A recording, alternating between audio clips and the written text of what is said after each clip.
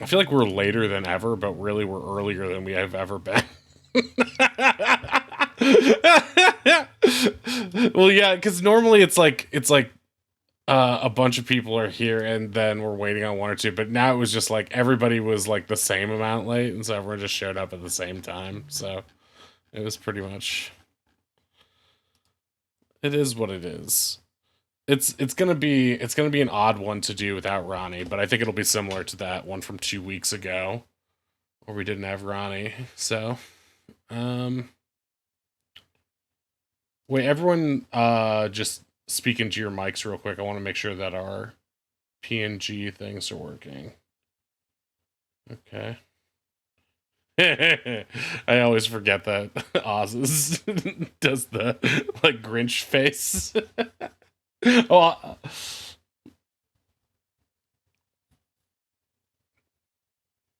okay, okay. Um, and it doesn't look like your new emote has been approved yet. The I know. I put it in as soon as we got it, so I guess they're just slow sometimes.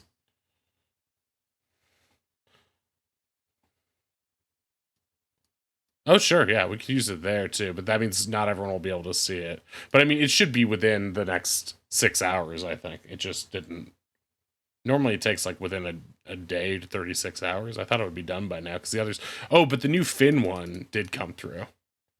It didn't need approval for whatever reason. Sometimes the non-animated ones just go through. I don't know if they have an AI scanning process. But yeah, I got rid of the old Finn and just put in the new Finn. Um, oh wait, I forgot. We're on now. I forgot to do the starting soon thing, so it's just been me talking to myself, and Leaky is here. So this is not a good opening to the stream. If you're watching the stream right now, I've been talking to chat. You can't hear them. I'm talking to them. Look away, spoilers. There's nothing. It's just the map of the thing. It's nothing crazy going on. Welcome in, Leaky. Yeah, right. Wait, let me just I'll just bring you guys in. It's a there's no opening scroll this time. Welcome in. Welcome in, cast. All right, I still need to do my things. You guys can chat with Leaky right now cuz Leaky is here. But yeah, we got the new Finn emote. It's really cute. And we're going to have some What's new up? dancing mudkip soon. Oh my god, yay! I loved that one. Yeah, that one's really funny. Okay, so I just need to send out the message to all the Autobots in the area.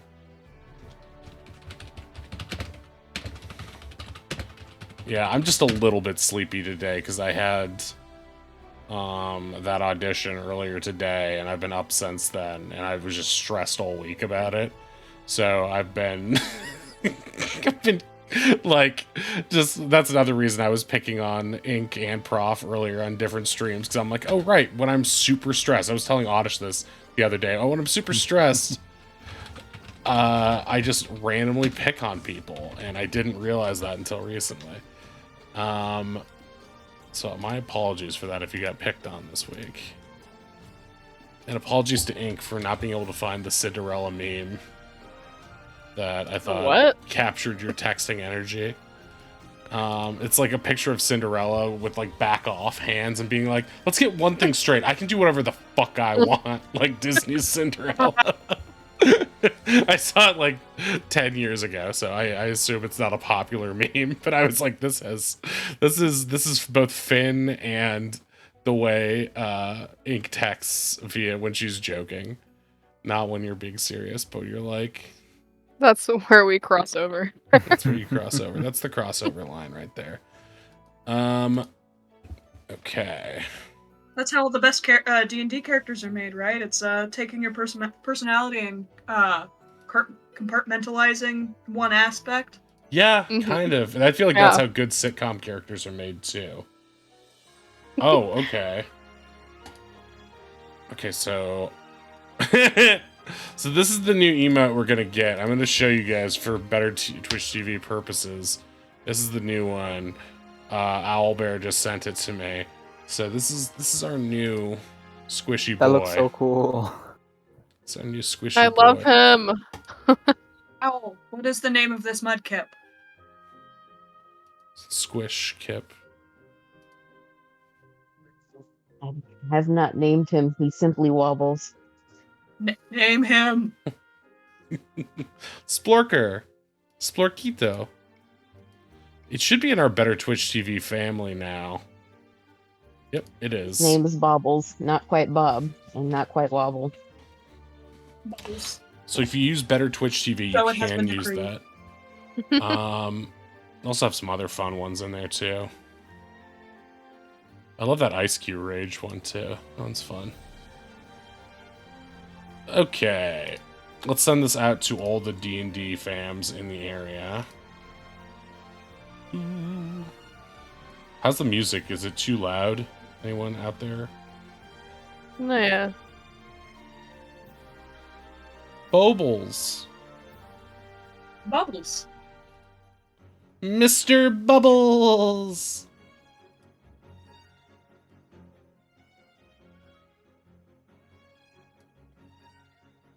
No Bioshock fans in the house? Jeez. Oof. Oof. Oddish, wake up! Yeah. Gotta keep Oddish on his toes tonight. I said GG.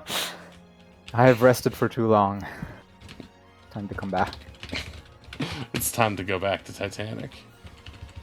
Kel is just so relaxed at the spa, you know? Oh yeah, Yeah, that's no, Yeah. exactly. It's good improv. If I could do fan art, I'd do fan art of everybody in the tub, like with the however they're dealing with the cucumbers. Yeah. Man, that's one thing I tell myself so much. It's always preceded by if I could do fan art, and then there's a really nice thing that I'd like to draw, and then it always comes back to the well, no, I can't. Wait, weren't we doing one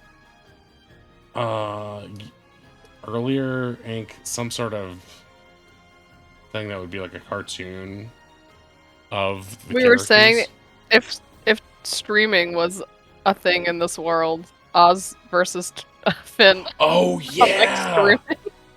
All the best cartoon ideas start with Oz, I think. Because it was like, Truly. I think the idea was, you said you're like, if Finn was a streamer, she'd be so popular, and I countered with no, she would obviously, it would be so logical if she was super popular, but instead she's hanging at like 20 viewers per stream, and Oz is like just asleep on his channel that he doesn't know exists because he doesn't know what a camera is. And he's just like sleeping in his bed, and it has like 35,000 viewers per day. Like it's one of those nature streams of like baby eagles or whatever. Yeah. Live cam. Let's be honest, if Ozzy was a streamer, he'd be a Minecraft kid. Oh my god. Really? That's perfect. Or Roblox. He's pretty young. Oh no. I've actually made Minecraft in Roblox, so I have both now. No, he'd call it a retro stream, and then he'd play Minecraft. To Yeah, make us all you just make everyone turn to There's dust. no way. I refuse to believe that's real. It's real. It's really happening. Okay. So yeah, we are still in Jarek's Bond. The party has just gone to a nice spa experience, basically. Everyone's had a shared bath together and had some important thinking of the day Minecraft gets called retro. Yep, it's leaky. It's coming. It's coming. My personal dream for the future is the day when everyone who unironically said okay boomer realizes that they're no longer part of youth culture. once they're on the other side of the dagger, you'll understand the brutality of your words.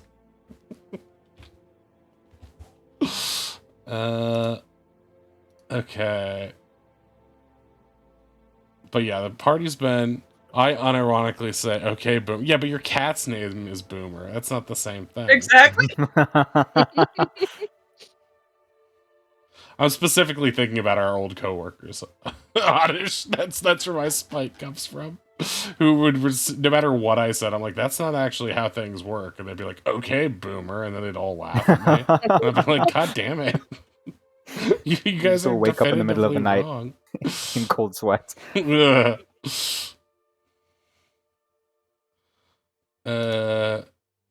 Okay. Boomer. Boomer's a good name for a cat, though. It really is, and I'm It's so putting a cute. picture in the Discord server of him and me wearing matching pajamas. Okay, that's enough promotion, I think, of the stream for now. So I'm going to stop doing that, and I'm going to start this stream officially. Welcome back, Aw. everybody. Wait, I want to see the cat pictures. He's though. so cute. He's angry. He looks the airplane ears, man. He's not angry. Oh wait, he is a little. Oh no, he was furious. That's funny. I don't really think of Boomer as an angry cat. No, he's a sweet baby, but as soon as I think about putting clothes on him, he gets so mad. Meowth doesn't like that either. Sula seems very chill though.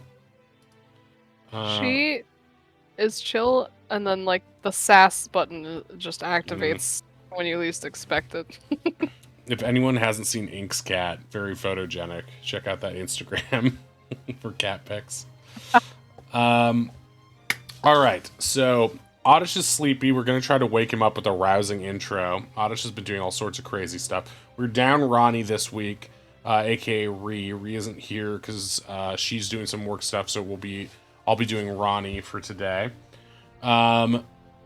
We have the Ronnie soundboard going as well, so in case Oz does something crazy, Oz, no.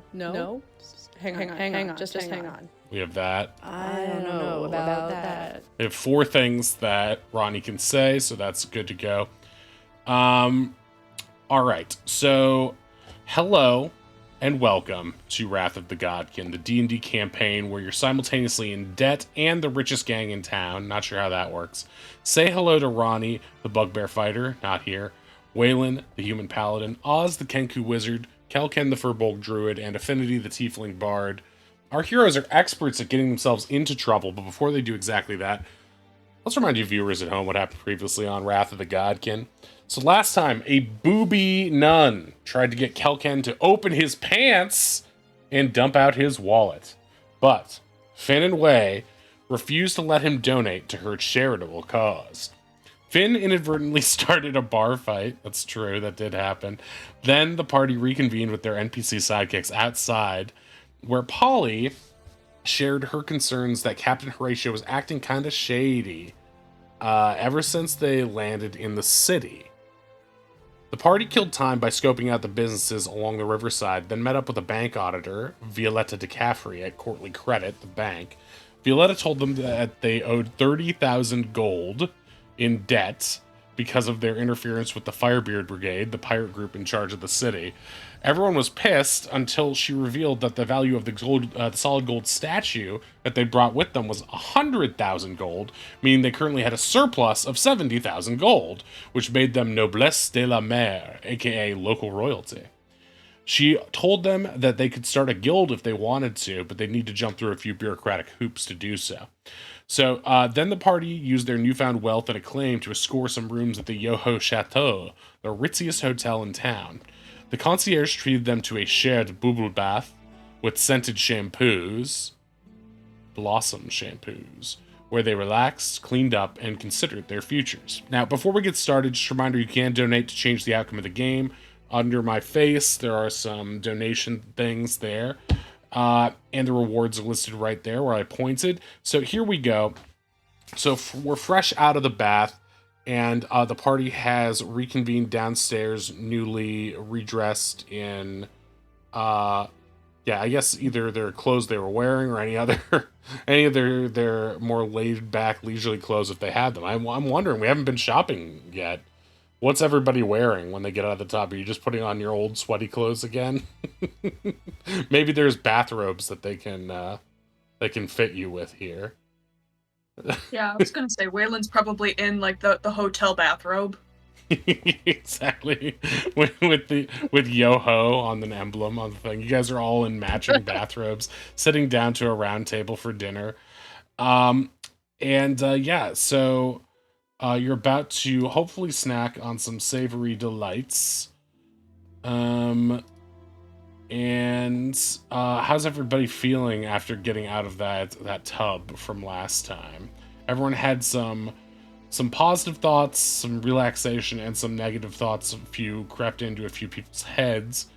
You guys are like newly steamed like broccoli, and yeah, you're sitting down to dinner in a very empty stomach. You've got Lystra Miston, the Eladrin, the autumnal Eladrin. I don't know if I said that last time, but she is an autumnal or fall autumn Eladrin, Feywild elf. And she's going to come over to you guys and is going to start handing out menus, describing the sumptuous feast that they can prepare for you, all of which is comped for the evening for you guys because you guys are Noblesse de la Mer. And they have sort of a roasted chicken breast with roasted vegetables. They have sort of a braised rack of lamb. They have a fresh mushroom salad with a vinaigrette dressing. They have lots of, and of course more of the wine that you guys had earlier. Different varieties. They have ales, and they also have, I believe, what was the dessert Oz had last time? It was like strawberry brulee, creme brulee. right? Yeah. And so they do have some dessert options, some as well, some magically chilled ice cream amongst them. So you do have your choice of what sort of lovely meal you would like to have this evening. So if anyone has any choices they would like, or they just want to, you can also do it family style, of course, and order a plate of each thing and just sort of pick Family at it. style sounds nice. Yeah, just one of everything, and also like, let's just go for it, right? Like 2 bottles of wine. Oh, how Yeah, but what lovely. is everyone else going to be drinking? Wine? Finn doesn't Oh, get like it. a bottle for you. Of that Bottle shampoo, for that me. was good. Oh, duh. Oz, you shouldn't drink the shampoo. But it smelled so good. It's all natural. How bad could it be? Yeah. Ron can is just bears- face palming. Bears are natural. Piranhas are natural. The Spinosaurus is natural. All They're all perfectly friends. edible. You shouldn't eat a All of them Spinosaurus can either. kill you. I mean, I could kill you. Does that mean I'm not friends? Off the rails already.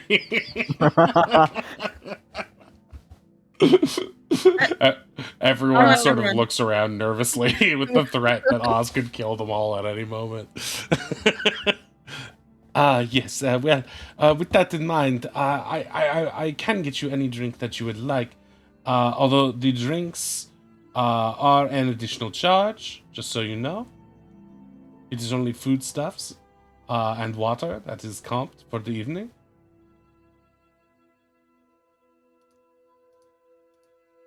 Yeah. Alright. We're rich, who cares? All right, very well. I shall procure you all some bottles, and yes, bon appetit.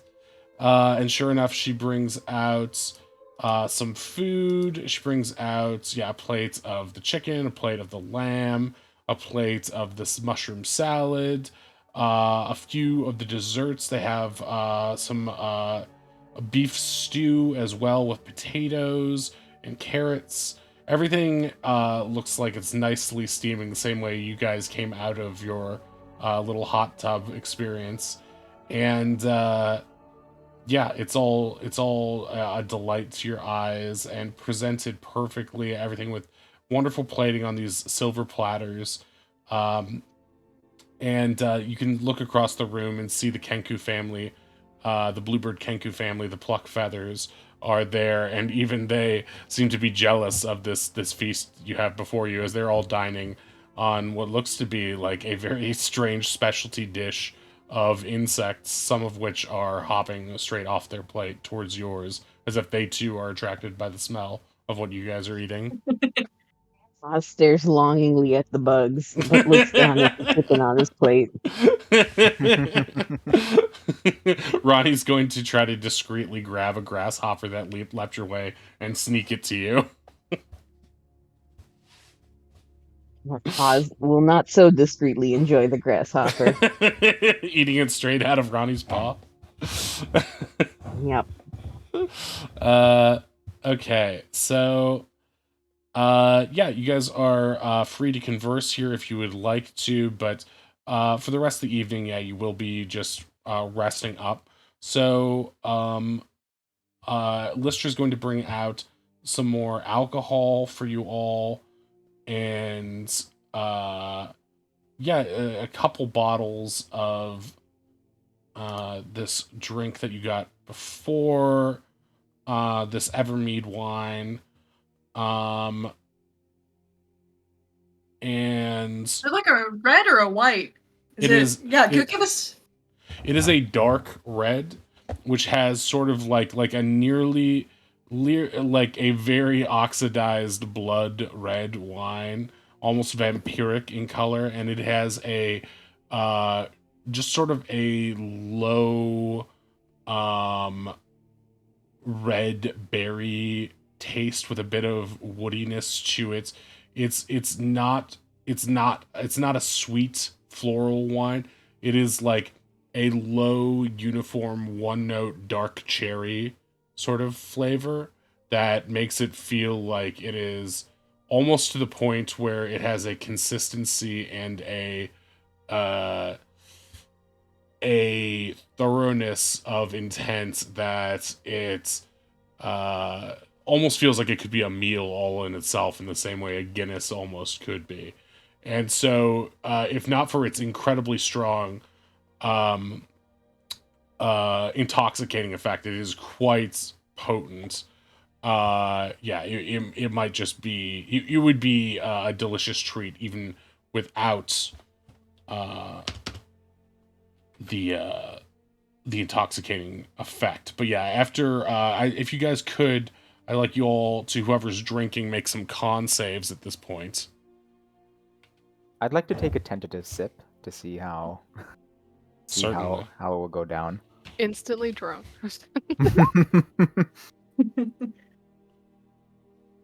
My character sheet is loading up. Con save, you said? Yes, please. Oh, okay. We are swifty. Oh my. So, Kel, you have what is akin to a super taster response to this, where as soon as it touches your tongue and hits your taste buds, you get like that ratatouille inside your brain sequence of your entire life story, and it's hitting you, and you almost sneeze and chortle a little bit. There's a little bit that dribbles out your onto your lip and into your beard on your chin, and you feel as though this has some sort of ancient meditative effect. Like, however this is brewed, this is not a purely traditional wine. It has some sort of arcane thing, and it must have, maybe it's something to do with Furbolgs, or maybe just you in particular, but you feel like it is too rich for your blood. You feel intoxicated even just from a taste of it, and just a little bit woozy and lightheaded, not like a simple like a few ales deep thing. You feel like you have, you know, that feeling of like smoking too much hookah and your head feels like it's full of helium a little bit. Maybe I should go to my fridge in real life and method act this. Go for it. Yeah, of course. You deserve Do it it. after a long week. So Wei, you're feeling good. You're getting like a little bit buzzed now at this point. I mean, you've been drinking a little throughout the evening, right? But you know how to handle your liquor, so you're still in a good place. Ink, you're sort of or should I say Finn, you are at this point drunk. Like you were just drunk at the table. You're not doing badly, but you are like at the point you passed the tipping point of being buzzed into drunk. You're feeling just a little bit looser and a little bit sillier. Um, Oz, this reminds you of this of some of the desserts that your grandmother used to make. Specifically some of the berry topping on one of the frosted uh cakes that she would make. And in that way you really do kind of enjoy it, but you also get the sense of the alcoholic taste. And so I'll let you Oz come to his own conclusions on whether he likes alcohol or not. But you do find it to be very potent, and could see that even finishing a full glass could, result in you perhaps becoming a little bit loopy and maybe shooting fire where you shouldn't. Would Ronnie be sipping? Should Ronnie make a con save? Sure. I can bring up Ronnie. Ronnie, we know, typically has a strong constitution in situations like this, having been able to, in the previous pirate city, able to withstand the grog challenge. So Ronnie, in general, is capable of doing this sort of thing. So we're gonna let Ronnie have advantage on this. Although I will say, Ronnie is in a sort of contemplative, semi-vulnerable place right now, because of having been just having all the sweat and work and being in civilization. So maybe not with advantage, but just a straight con save. Okay, so Ronnie is starting to feel a little bit buzzed as well at this point. You can see Ronnie's normally stoic and steadfast head sort of tilting side to side, like the sloshing sea on the shore, almost listening to music that seems to only be playing in their head, but seemingly having a good time at the same time. The bottles are at the table, allowing you to, they've been opened and they're, yours to recork if you want to take some, but you're allowed to continue conversing and drinking should you want to, you've made some discussion about the guild that you might want to start and your plans for the future. And Ronnie expresses some interest in doing a shopping day if there's time in the future, and wanting to take Oz to go to the pet store at some point too. So that seems to be what's on Ronnie's mind for the following day. But of course, Ronnie, being very business minded, even when getting inebriated, makes note that there is, the matter of what's going on with the Firebeard Brigade and Horatio, what Paulie said regarding Horatio's behavior, and also those additional charges that you guys noted. I think it was Kelken who said last time that, yeah, it seems like Horatio must have had some sort of direct say in what was reported to the bank. So there's also that. So yeah, Ronnie sort of throws at the table as to what you guys would like to do tomorrow, before as things are winding down, I suppose. Well, We should buy more of this wine. This wine is the best wine ever. It is so good.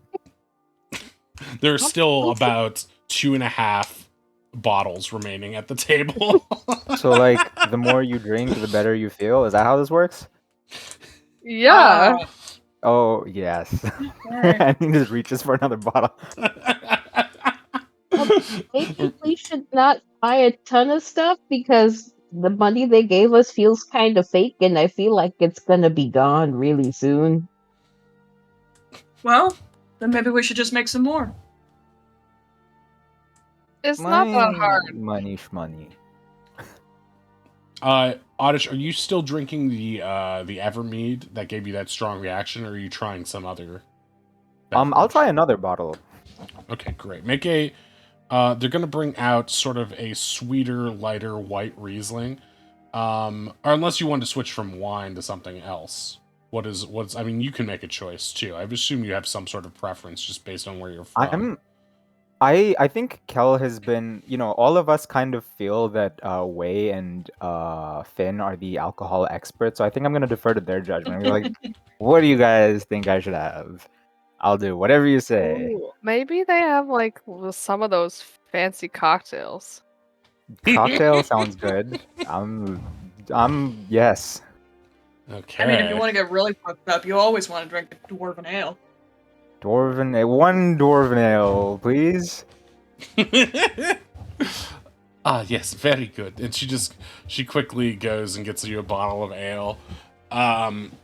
It does not look as fancy as anything else, but do another con save just having a gulp of this stuff. Can I do this at disadvantage because I'm already drunk?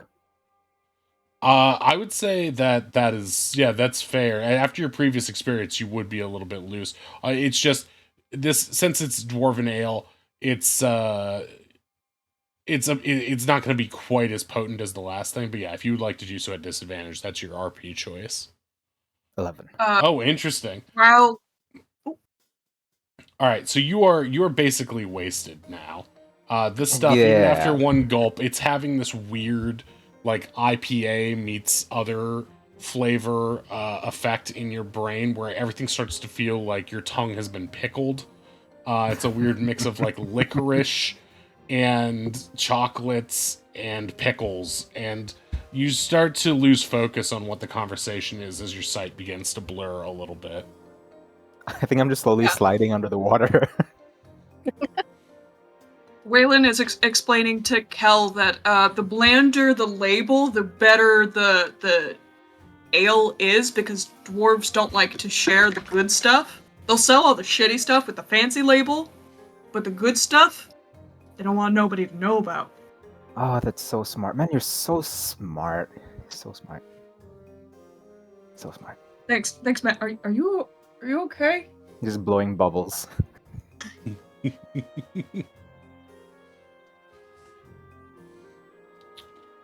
I bet you I could steal something from that weird bird kid. I could totally do it.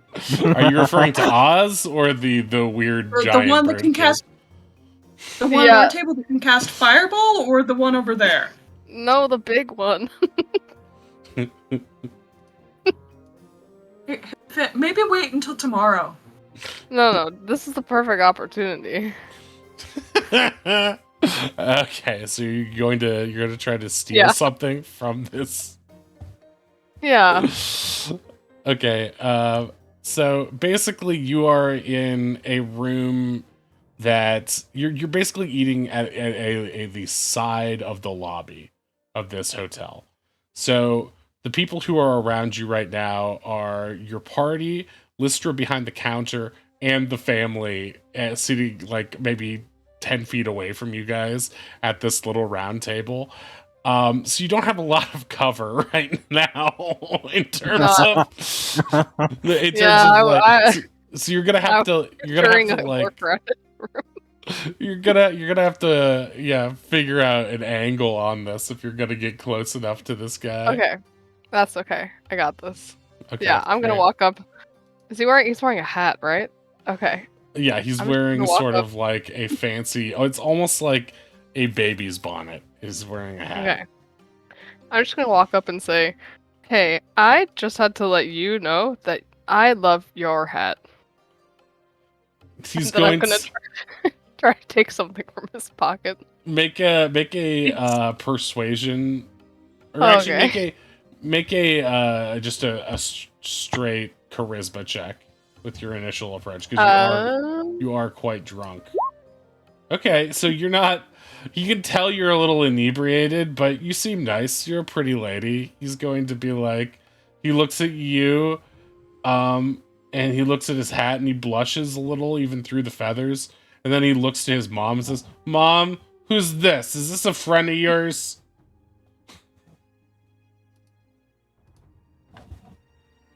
And the mom's going to look you up and down and be like, "Oh, I should certainly hope not." And turns up her nose at you. Well, I was just trying to be nice. Oh, I like your He looks you up and down. What's Finn wearing right now? The dress of distraction that she got from like literally 12 sessions ago. Oh, right. Okay, you're wearing, wearing the dress of distraction. Okay, great. What doesn't the dress of distraction allow you to have certain abilities for It sure situations does. just like They're this? they're not on my sheet, but I think it gives Wow. me a Hang on, I bonus, can look it up. or I could, I don't know, activate it so someone has to do a save. The surprise effects are always the best effects. Yeah, it does something. Eh? Okay, when worn, here's the flavor text. You can put it on your sheet wherever you would like, Okay. but I'm just gonna put it here. When worn, the dress's innate prettiness will impress those who inspect it for the first time, permitted that they were in 15 feet of the wearer. When inspecting the dress, the inspector will become enthralled with the dress's prettiness for 30 seconds and unable to look elsewhere. Whoa, This is the that's perfect helpful. opportunity for this situation. So as he's looking up and down, the sparkles begin to reflect in his eyes, almost like he's looking at a distant galaxy, and he becomes mystified. His eyes begin to swirl. The father of the family also realizes that a hush has fallen over the table after 10 seconds of this staring, and he too puts down his newspaper and looks and also becomes enthralled. The mother refuses to look at at you, hoping that if she just turns her head away from you and crosses her arms, you'll eventually get the message and go away. But at this point, both father and son are staring at you with utter amazement. And this is the moment where I will try to pickpocket the big boy. Okay. Make a sleight of hand check. Okay. Can I use my birthday dice? Yeah, you can. You can. Yay! Wait, what is the birthday dice? Okay. It's an automatic 20. Oh, hell it's an yeah, automatic let's Say go. success. one-sided d20. Yeah, So it's the only side is 20. 20 sides, Beautiful. 20 20s. So, yeah, so you're going to use your birthday dice, so subtract that down, take that down on your sheet. And Oddish, you also have a birthday dice that you haven't Yes, used that yet, I right? do. So,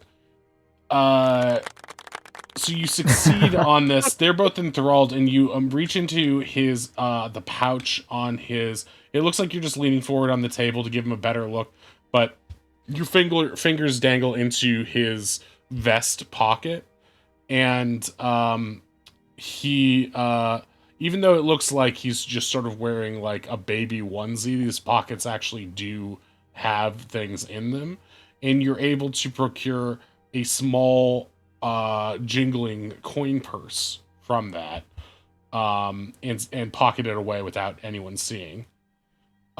After staying... Oh, actually, you probably still have... This happens relatively quickly, so you probably have about 10 more seconds before this effect is going to wear off. Yeah. At that point, I'm just gonna say, well, beautiful family, enjoy the food, bye, and walk back to the table. Okay. As you're walking away, you can hear the huffy mother being like, "Oh, I'm so glad she finally left." The others are like still stunned, but the mother is still talking, just expressing her negative opinion about you as you head back to the table with the coin purse in your possession. I totally did it, but don't tell anybody. Are you saying this Did to you everybody? take candy? Yes. Shh, it's a secret. Uh,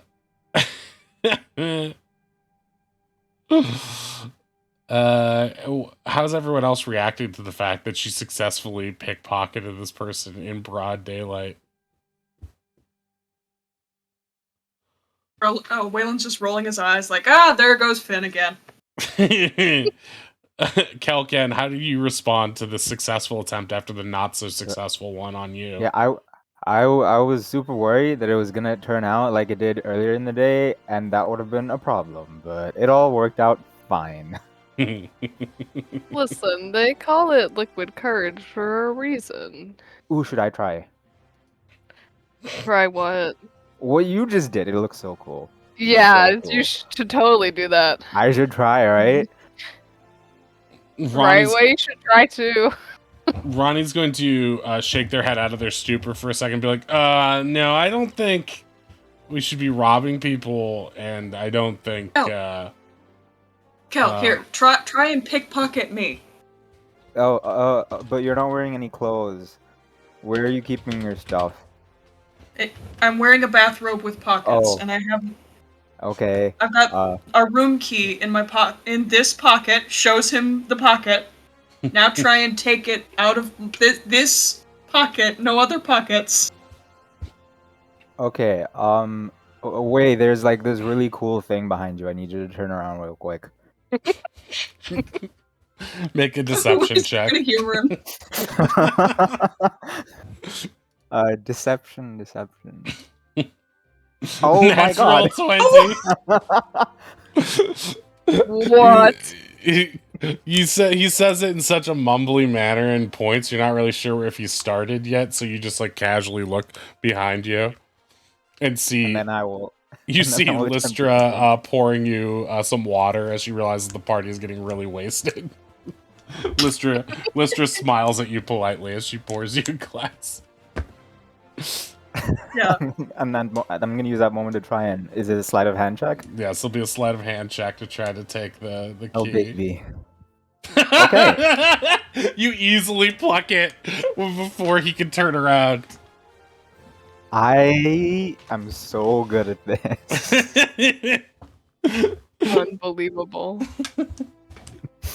Are you Every holding time it I out for me? waggle it. Yeah, I just waggle it around in the air.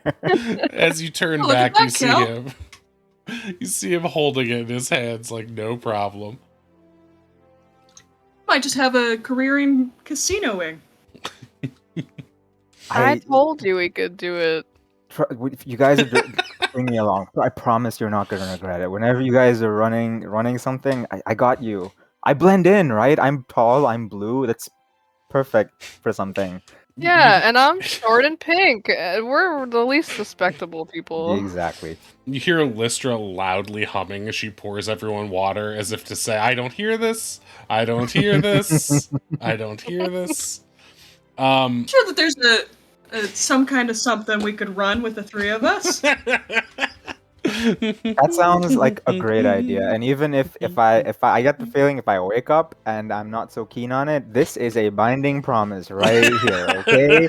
No matter what I say in the future, this is what counts. I'm gonna hold you to that, buddy. You better. Time for the I'm a handshake. witness. Oh yeah, I do the handshake because I want to see how drunk Kelkin does it. Sleight of hand, Cal. Oh my god. Wait, that's a dirty 20. Holy but shit. Even so, he's drunk. Cal is everything normal Cal is and not. He's like, this is like the nutty professor over here. He just like slaps the palm and brings him in. He's like, wait, you're like, whoa, Kelkin's kind of cool.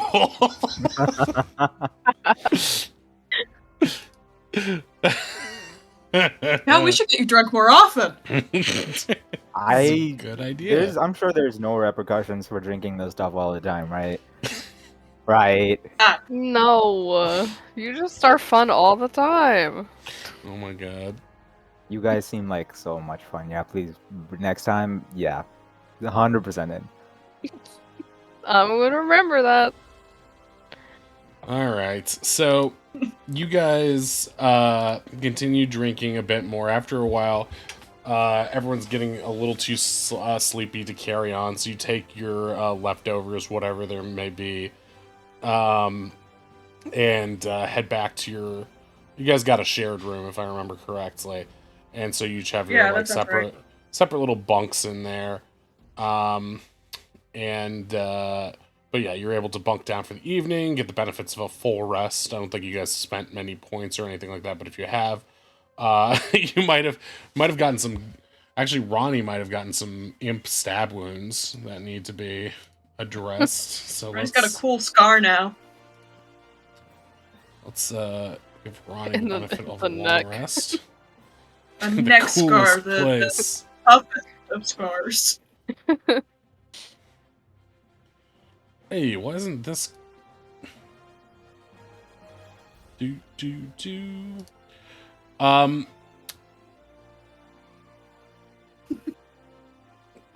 What was I going to say? Oh, never mind. It's not relevant. All right. So, you awaken the next morning. Give me some Constitution checks. Do I get advantage because I didn't get super wasted? Yes. Yeah, I would say that just logically, yeah, that we'll say that 19 is what you got because you didn't. Basically, all of you are feeling fine right now. Ozzy only had a little sip, so I don't think Oz would be drunk either. Let's see how Ronnie is doing here. Not great. Ronnie should have drank more water. And Ronnie is now guzzling at the pitcher by the bedside. As you guys are waking up as the morning sun is pouring in through the window, you get sort of an abrasive tone from the sending stone at the front of the room near the door. And it's clearly Lystra's voice saying, attention, attention, I will need you all in the lobby with your belongings in the next 2 minutes, please. Attention? Please, do you hear me? In the next 2 minutes. Well, we probably spent all that pretend money. No way. She doesn't sound happy.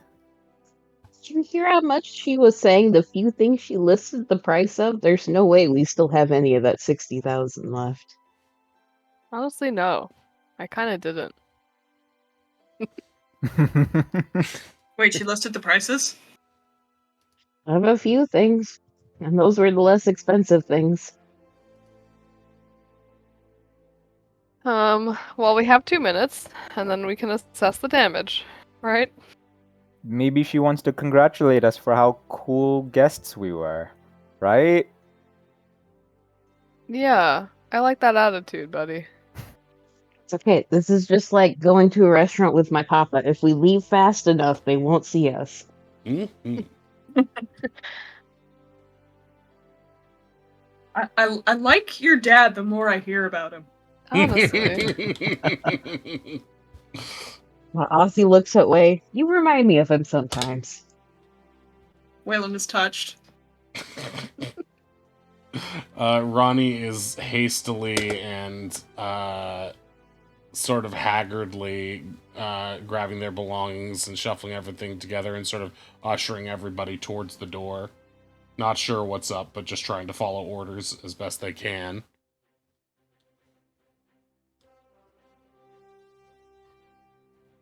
Way will follow after. All right, I'm Yeah. gonna so make sure all of Yeah. his water skins are shoved down his shirt before he leaves. So you guys grab your stuff and head downstairs. And the first thing you see is as you come down the stairs into the main lobby, you see what seems to be some sort of altercation between a few people. What look to be two pirates. One of them is a minotaur, and the other one is sort of a weaselly looking guy.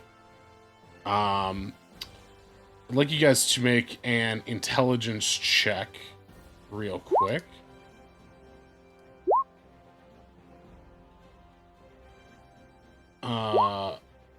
Let's see. Intelligence check or intelligence save? Whoops. check, please. Well, I'll let you keep that. It doesn't matter because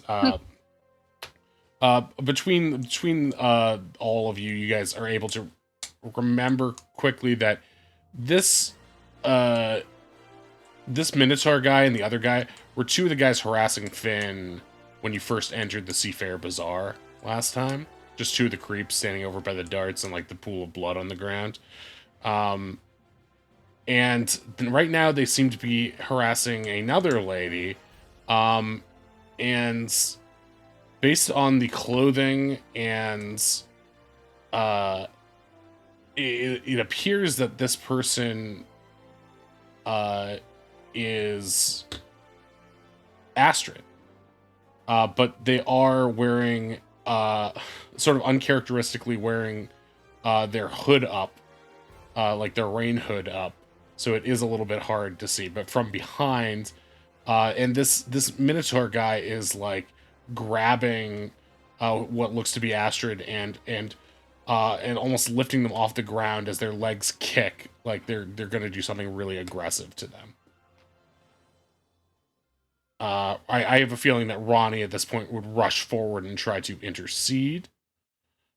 At which point the Minotaur would put this figure down and then get into Ronnie's face and say, "Hey, we'll deal with you in a second. I got beef to settle with this one." And at this point, the what looks to be Astrid, again, face still cloaked, is going to turn and look to the rest of you guys. And I would like you guys to make a investigation check, if you would, whoever would like to, as to why she's wearing this hood up indoors and like this.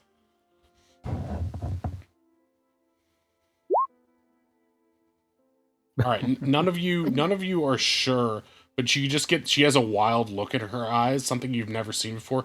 Her eyes are normally like calm, like the gray sea. They are just like placid. And even when she's angry, there is a sort of like only a simmering glow to them. But here, her eyes are darting around like a wild animal. It looks like she is caught. It reminds you, Kelken, of the fox on the island. Like it doesn't seem like a look you've ever seen Astrid have before. Yeah, I think Waylon has been like slowly, sneakily kind of been like siding up with Ronnie, kind of like puffing up. Like if there's an altercation, you're gonna have beef with multiple people with the Minotaur, but not like actually engaged yet. And I think he's trying to do it in a way that also like distracts from Astrid, if that makes any sense. So wait, that part lost me. So are you sneaky or are you trying to steal focus? I think he's pretending to be sneaky, but like siding up, like if there's gonna be beef, you're gonna get all of us, in a way that's dragging attention from Astrid to okay, so the rest you're of the party. peacocking a little bit to try to steal focus. Okay, make an intimidation check here. I can do that. Okay, this Minotaur guy is not impressed, and you can feel he's got these big nostrils and like a bull stud ring, or not a stud, but a nose piercing out of him, and one of his nostrils like flicks the gold ring in his nose back and forth as it shoots a gust of air that hits you in the face. Not a very pleasant scent early in the morning. At this point, the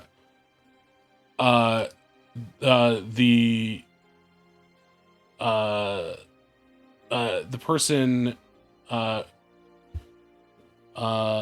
they are arguing with, this cloaked Astrid, is going to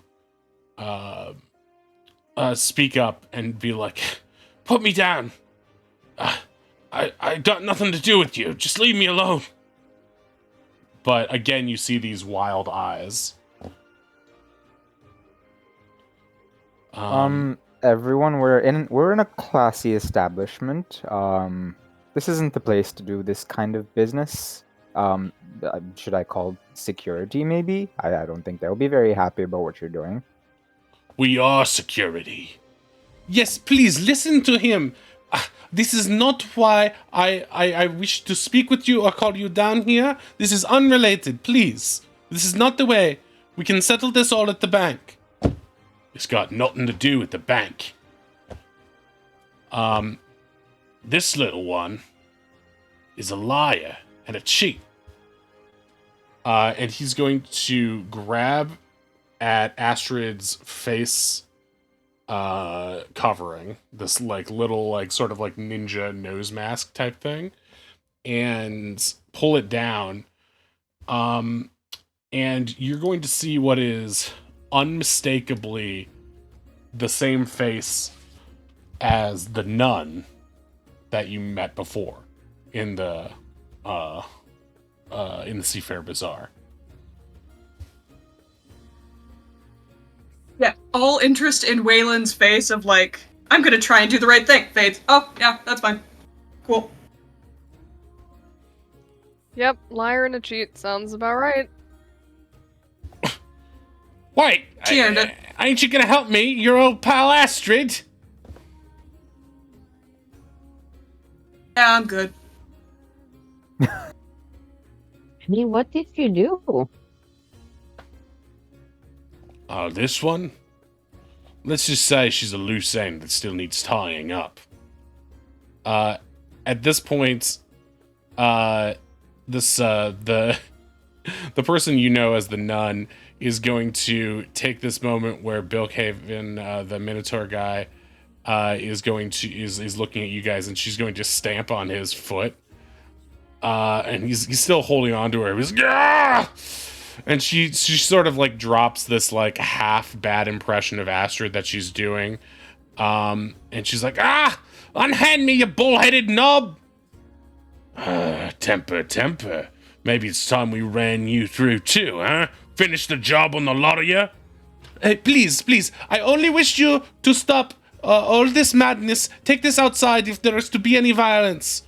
Fuck your carpets. This is my guts they're talking about here. And they start getting into this verbal altercation. It seems, whatever's going on, actually, you can make another intelligence check here based on what you've seen so far. Check, not a save. Oh, wait, I did investigation, my bad. Oh, natural 20. All right. Very nice. Even though you are not interested in saving this lady because you have sort of a disregard for her at this point, you are able to, just based on what you've seen before and just your general street smarts, Finn, you are able to understand that these two have some sort of shared history that sort of speaks to you of some sort of deal gone wrong in the past. The Minotaur seems to be suggesting, like she's the last person that they haven't run through. And it's also clear to you that whoever this woman really is, she seems to have stolen Astrid's clothes.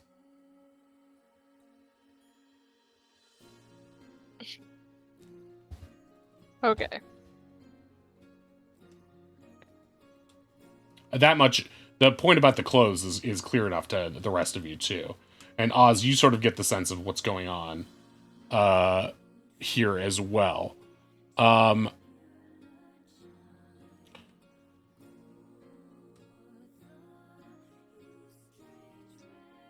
Did that woman steal Astrid's clothes? I was only borrowing him. She's perfectly fine. She's not even dead or nothing. Because that's who you're dealing with here. She points to herself with both thumbs as if she's a trustworthy sort. Right, yeah. Mm-hmm. Right, all of yous is coming with me, this one included. What? She's not with us. Not at all. I don't care whether she is or not, but I gotta take care of her first. Don't want her running off. You're just gonna be along for the ride, but then you're coming with me afterwards. No. To come with you. It's not up to you, and it's not up to me. It's a bank matter. Well, we're super square with the bank, so This is not the case. There have been some how you say complications with your accounts. I am sorry, but you will have to take your belongings and leave until your status as noblesse de la mer is confirmed once again. Thank you. what? We confirmed again. We have the piece of paper. It says it on the piece Yeah, of paper. we just got fucked over, guys. Come on, let's go to the bank. But, If you were okay. spending money we didn't have. Yes, I'm sorry, and I'm sure everything will be resolved, but if you could please take this outside. As you guys are sort of meandering outside as like a very motley crew, you see the family of Kenkus staring at you all, and the son is just sort of dumbfounded by what's happening. Like, this is like a TV show he's never seen before. He's like, what's that? He seems very innocent and sheltered. The father is raising an eyebrow, and the mother sort of makes a direct eye contact with you, Finn, and is just looks like has the smuggest expression on her face. I'll wink at her. She gasps in horror and clutches at her bosom as if she's been cursed by a passing hag. So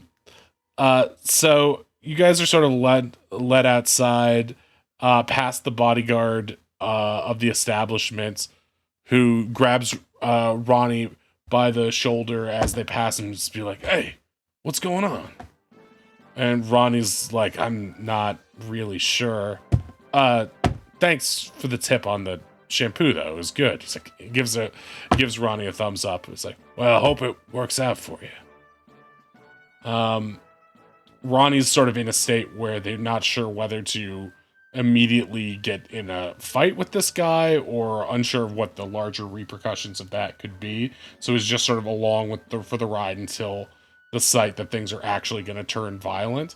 As soon as you guys got interceded in the situation, it seems as though, even though this guy seems to be very aggressive towards this woman, who's been masquerading as both the nun and Astrid, he is currently just sort of leading her around by the arm and is not being particularly violent beyond that. Hey, Mr. Sir, I'm not a sir. Just call me Bill Caven. our friends. Bill Caven. She's wearing our friend's clothes. Oh, you How want me do to get her we naked in the street? I'm just asking what the plan is on that, because I don't want our friend to wake up buck-ass naked. No, don't be stupid. I gave her my clothes.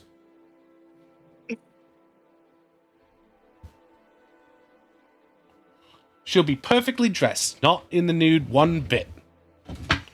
And the pseudo nun winks at you. No. I don't know if that's her vibe. The nun thing, I think you're gonna prefer having the Minotaur after you. probably. Ugh. Well, it looks like me head's on the chopper one way or the other, isn't it? That's your fault. Yeah. It's not all me fault. It's the frigging Firebeards. They're the problem. I'm just a good, kind-hearted person trying to save the kids and whatnot, right? We still Right, never got the to see kids those that are- kids. Yeah, the kids that are dead by morning. You wasted your time stealing all Astrid's clothes for how many hours? Well, we're all somebody's kids, right? I mean, come on. Stop having such a That's what I narrow thought. view of reality. Yeah. You guys begin to get dragged, or you're not getting dragged, but he is going to, if you look on the map here, I'm gonna zoom in a little bit for chat's sake. And you guys are gonna get sort of marched in this general direction, past this bridge, and also past this pink building. Finn, you don't really have time to stop and look at it, but you are able to get a closer look here, Finn, and this appears to be an establishment called Cracker Jack's Cabaret. It looks to be a venue of some kind. And you just sort of like chuck that away for later in your personal understanding. Yes. So you guys are walking around the lake. You guys can continue talking if you would like. This woman is sort of like just spitting vulgarities at Bill Cave and the Minotaur, calling him a murderer, and basically telling him he's going to pay for what he did.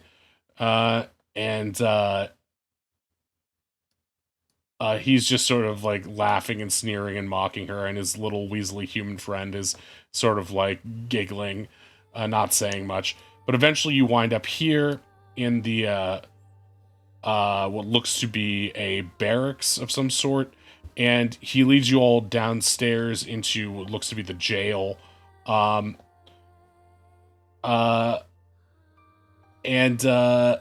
He talks to one of the guards in there, and he's like, "Oh, we got a bit of a flight risk here. Maybe, maybe we should do something to make sure she doesn't leave town. I have a feeling Captain Scorch is going to want to know that this one survived previous encounter." The guards take her. She's yelling out to you guys, "Oh, you gotta help me! You've got to help me! We're friends, ain't we? I've got your friend's clothes!" And they take her around a corner, and you can hear them locking her in a cell as she's still protesting. We're probably gonna have to buy Astrid new clothes. If we have the money to buy her clothes, I'm really concerned about this whole bank nonsense now. Oh yeah. Yeah, I bet you they're gonna tell us that that statue wasn't ours all along, and suddenly we owe debt for everything we bought.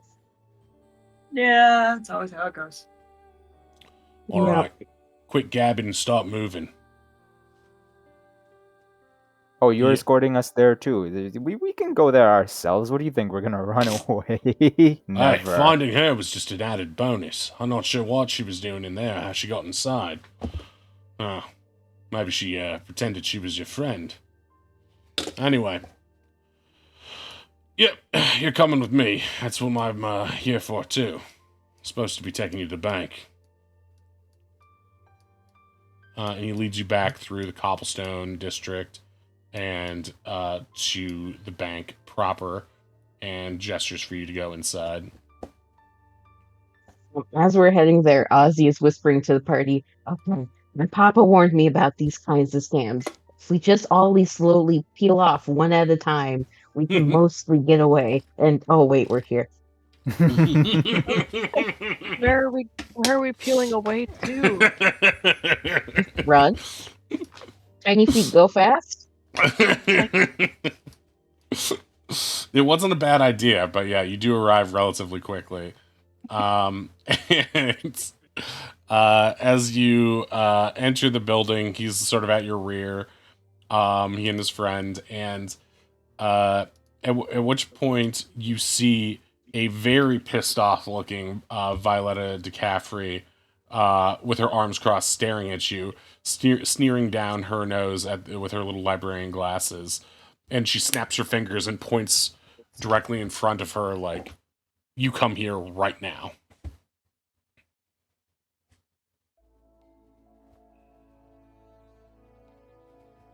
Yeah, I guess Waylon will walk up and he'll be like, Violetta, what is going on? Oh, don't you Violetta me! You know exactly what you were trying to pull, and you will pay for it very handsomely, I'll tell you. As you get a sense of the Uh. room, you get a sound of some cacophony coming from looks to be a small staircase at the end of the long counters. There aren't a lot of customers in right now. You see the halfling who was talking to you previously last time you were here. He looks to be like very intrigued by what's going on with you guys.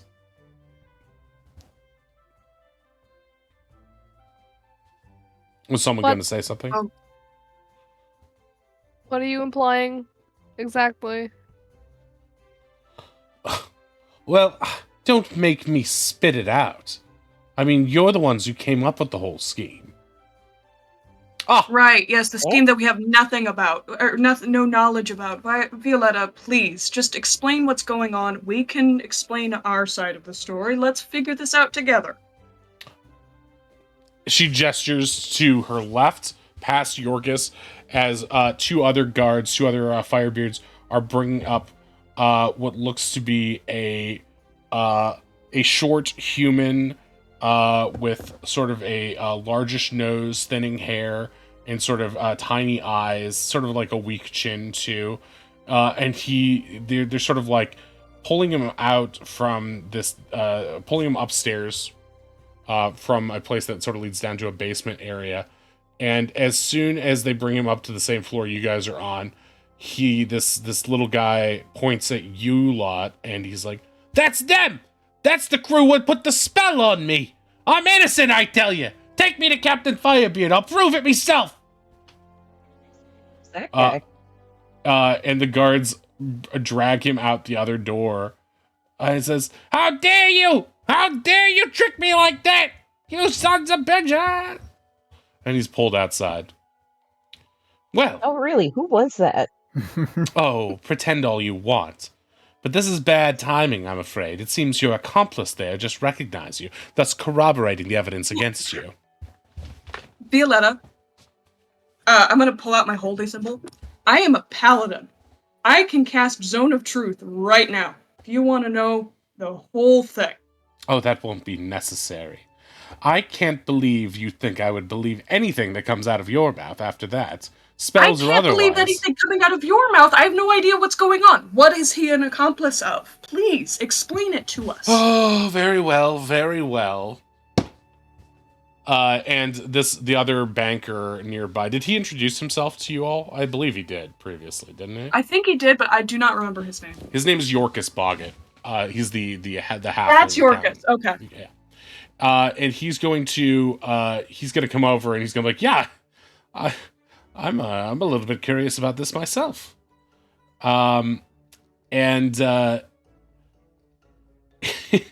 She's like closing her eyes and rubbing the bridge of her nose. Well, this so-called statue of yours, we inspected it. We said that it was worth over 100,000 gold thereabouts. We put it in our vault for safekeeping. And then this morning, when we were putting another object that had recently been inspected into the vault, we found not but a statue, but nothing but a pirate that had been transformed, apparently, to look like a statue in the place where it once had been, complaining and making all sorts of commotion, demanding to be let out, saying that he had been tricked by a group that just so happened to match your exact descriptions. This is nothing but a clear ploy that we were easily able to uncover very quickly, as you did not think things through. What were you thinking? That when you woke up, we wouldn't discover that your spell had worn off? You really, really must be more careful when you do magical crimes in this city, as the penalty for such things, oh my, you are no longer Noblesse de la Mer. Goodbye, kaput. Those perks are gone. I hope you enjoyed your evening, because there will be none such in your future, I tell you very much. It sounds to me, Violetta, like you lost our property and are now trying to blame it on us. Oh, don't be so sly. You really think that I'm going to believe that there actually was a statue? There was Your no inspection failed to detect that the statue was not a statue, but a man. How? Well, we it certainly was. figured that out this morning, didn't we? It was like under the sand for like weeks. I don't. If it was a man, it couldn't have survived. He would have suffocated. Oh, It's not possible. I'm sure it was. I'm sure it was. You can sew any sort of tale you would like, but I've seen the evidence. I saw the man himself, as did you, coming out of our very vault. How do you explain that? Is the man Where the only- is this statue? Is the only evidence you have this random ass man? Maybe he's trying to frame us. That and the missing statue. Alright, so if we find the statue, everything's good? Yes. If, while you are working off your sizable debt, you are able to suddenly clear yourself of this crime, that would be quite an amazing feat. Everything, and perhaps you'll find a few magical unicorns along the way, and bring them here, and I can ride them into and find a beautiful, long-haired man who will love me and caress me, like in my favorite books. I'm saying this is unlikely. Miss, we didn't forge that statue. We inherited it after its original owner died. How would we have known if it's a tiny man or not? Now I'm starting to wonder, Also, how could did that someone original just- owner die? A shipwreck, which I think is already established. Caused by who? I'm not sure there even The was a ocean? statue. Listen, all I know for certain is that there was fraud. You claimed that you had something of great value. You obliged yourselves to the privileges caused by such a thing. And now your ruse has been uncovered. And as a result of this, I will have to retabulate your debt. And she presses a button beneath the counter, and your writ de compte springs forth from wherever you've been holding it and appears before her. At this point, you see Yorkus, who's been just sort of like... He looks like he's in utter shock. He looks at this again, and he raises an eyebrow. He's got something on his mind here, but you're not necessarily sure what. And at this point, she begins to retabulate your debt. Do we not have the right to a representative, to a hearing? You've leveled accusations against us and not given any thought to what we've said at all. Well, I will say that thanks to a generous offer by Captain Scorch, who was quite amused by the ingenuity of your little statue scheme, you will not be suffering any jail time. So, kudos to you for that. How convenient. Instead... No, thank you. We are forever indebted to him. Is there a way for us to get an audience with him so we can express our thanks? He is quite busy right now preparing for his wedding. I should think you would want to stay as far from his premises as possible. You've already gotten yourselves in quite a bit of a stir with your incursions against the Firebeards. Right, yes. The Firebeards. We'll stay very clear of them. That is for sure. I should hope so. Now, instead, your crimes shall be immediately converted into debts to be paid off at a... Yes, due to the nature of the crimes, 20% weekly interest rates. Let me see here. York's eyes get raised at this, too. Can I meet his kind of gaze and give him like a little is this protocol kind of look? He's gonna give you a look back. Make an insight check on what he's saying. You're not entirely sure what he's trying to connote there, but he is trying to connote something to use, that seems to boil down to, as best you can tell without knowing the guy that well, this is all kind of fucked, huh? But you're not saying you're not sure if that means he's on your side or not. He could be saying, this is all kind of fucked, wow, you really fucked up, or everything that's happened to you is really fucked up. It's one or the other, but based on the stress of the situation, you're not entirely sure what's going on. And that makes sense because this is all sort of a blind side. So she goes through her uh,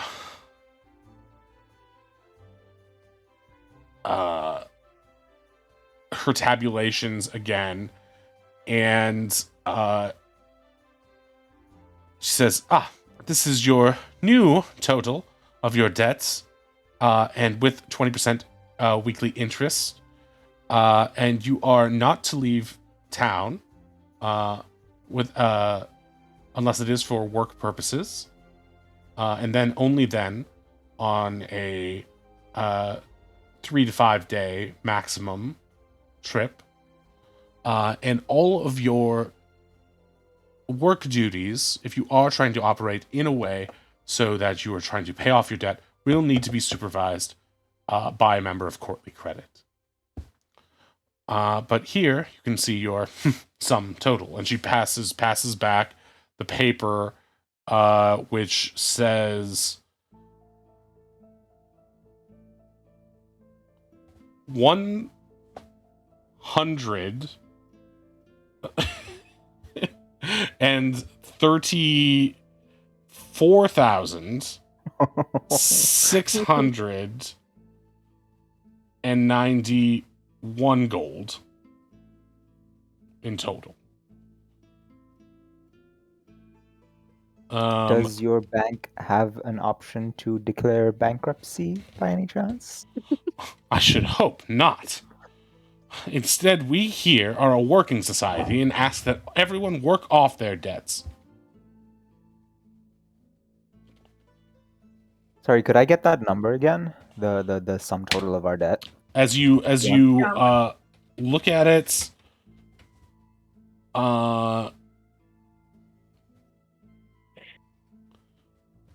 yeah, I'm gonna put it here in the chat.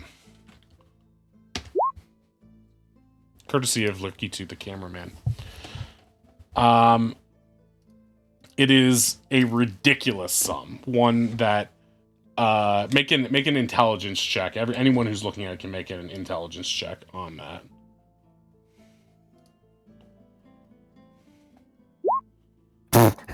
I'm shocked. Yeah, your brain has just melted down at the sheer side of this numbers.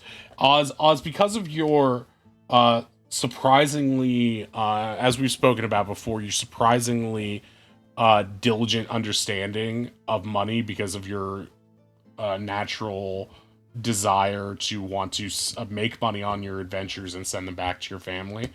You are starting to piece together a picture of what you were able to understand from both what Kelken said before about his friend Dr. Wilder, her situation, and the current situation you found yourselves in, which is that this city has basically found a way of constructing a system of indentured servitude, creating situations where it is so easy to get out of debt and nearly impossible to get out of them, to get out of debt, to the point where they will always have people to do their bidding and work for them, and that's how they manage to keep power over the people who come into harm's way in their city.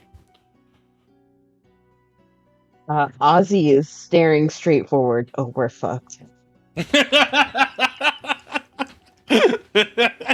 Ozzy said a cuss. I love how both cuss. the Nat 1 and the Nat 20 both come to the same conclusion. We are just fucked. But yours, Cal, was more like, number big! Pee? Cry? Both? Ronnie's going to turn to Wei and be like, isn't there something you can say or communicate? This doesn't make sense. Make this make sense. Wei will lean or kind of put his elbows on the table and look at Violetta, and he says, I hope we can get this straightened out. And Violetta, I will remember your excellent customer service. Thank you very much. And then he's gonna turn and just walk out. Before we leave, is there a branch, Violetta, of the Valorbound Society that we can go maybe get representation at, talk to? We are, of course, members of a of a guild. There have to be some protections afforded to us. The Valabad Society does not operate out of Jarek Spawn. If you would like to get in touch with your guild, you will have to do so via the post office. Which is where? There is a post office in a building next door. Cool. As you guys are getting ready to leave, you turn and see Bill Caven just like grinning like an asshole at you guys. Oh, it's a right fucked situation, huh? But before you do manage to leave, sorry,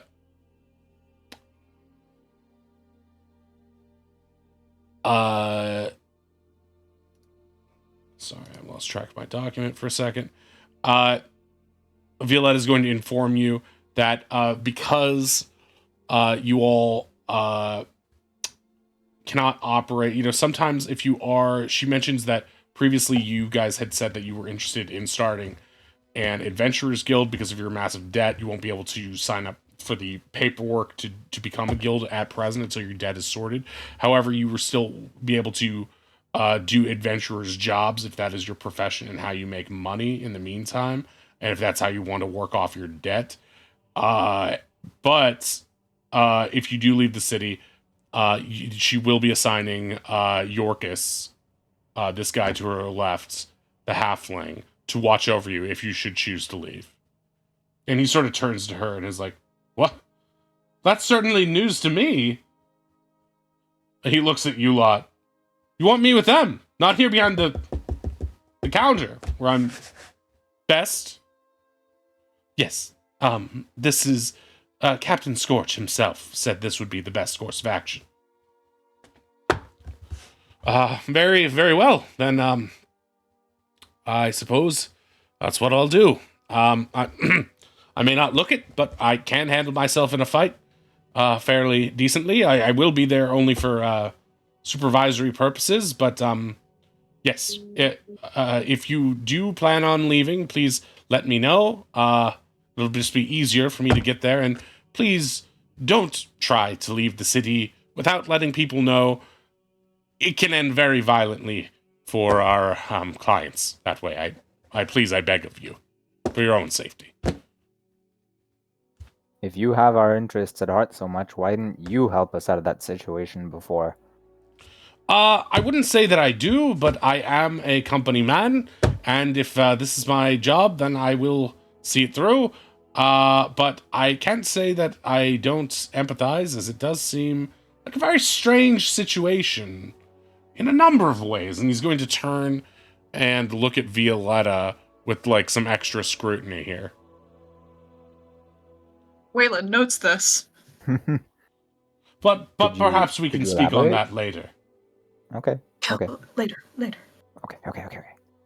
Kel's just like super mad. He hates when people call him a liar. "Goodbye, liars," says people. Fuck you. Especially Bye, that buddy. big hairy liar there. Ugh. Furbolgs, the lyingest liars. Think about trees, buddy. Think about Kelton the is about trees. to wild shape into a Deinonychus. Ugh, Help. the lyingest Let's form of think about- dinosaur. You see how he changes his form. Deinonychus more like Liononychus. Am I right? High fives. Liononychus. Kel, I come on, knew it. let's think about some flowers, and we're gonna leave the building. Come on. Okay. Have fun working off your debt. Finn flips him off.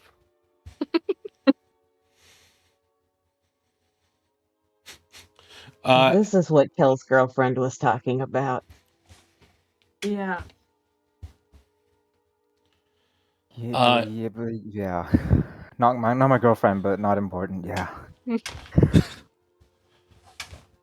I know Um, exactly what's going on. Oh yeah, no, for sure. I think we're on the same page. I think we need a chat with Horatio. I think I might be able to help you with that. Is there a chance? Because they hauled that pirate away to the cells. Could we like go visit him and just try and unravel this whole mess? Well, see, here's the thing. He won't talk. He won't agree with us. And Waylon gives them all a look like, here's the solution should be obvious. Make an insight check, everybody.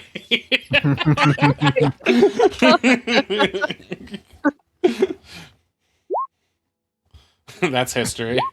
Yeah. Oh shit! Oh no. We're so insightful, guys. Oz, you think you understand. Wait, I want to see if Ronnie understands.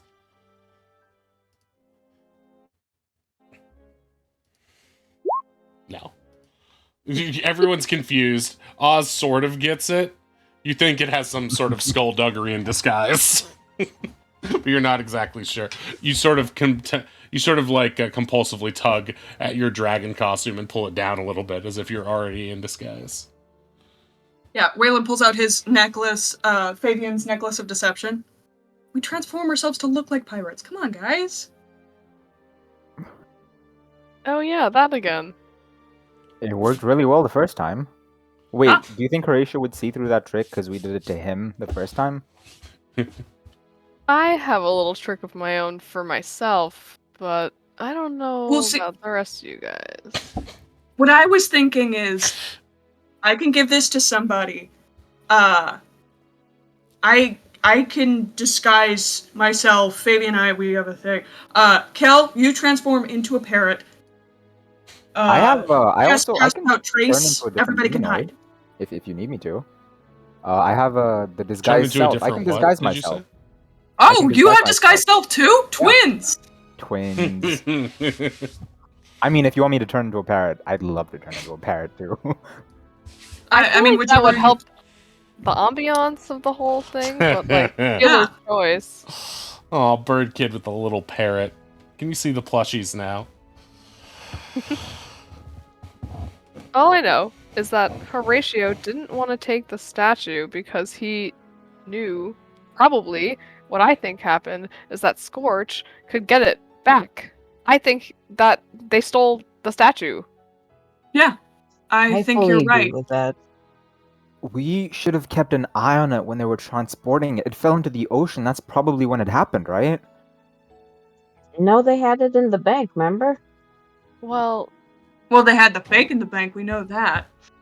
If we can get into Scorch's manor, maybe we can find it.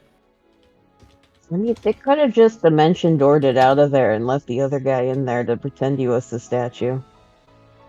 Yeah? that. But if we find where the statue is, wait, Dimension, do you have Dimension Door? Could you Dimension Door the statue? That is a bit of practice away. Alright, well first, we have to find the statue. There's only one place I could think of it being. The manor? Yeah, I don't think they'd keep it anywhere else. Yeah. Nobody seems to want to touch that place. I got a good look at the guard that was guarding the statue when we were on the ship. I can take their form. Cal, if you do that, pass with that. Oh, sorry? No, sorry, I'm not too familiar with paladin spells. You were able to locate Finn's knife pretty well on the boat, right? Is there a shot you could do that again? Oh, Oh, yeah. shit, you're right. I completely forgot about that. Yeah, I can do it in like a mile. Like a Roman mile. Like a who mile? Oh, you and your fictional lore. back home I had a friend named Roman. He used to make up crazy like distances. He used to make up these Right. crazy films, then he had to leave the country for a while. Oh jeez. No, I disavow. I don't sign his thing. He used to fly on my friend Epstein's plane a lot too. Boy, we've Oh, got no. some crazy I stories. used to do. It Oh, wasn't I was my only first there time for on the snorkeling. islands. Everyone else went into this creepy room. I tried the water slide over and over. It's like the zipline sketch in I Think You Should Leave. I feel like you're only here because of the zipline. No, it's always Sunny gag. I just went there for the good snorkeling. yeah. Okay. I need to sort of figure out what my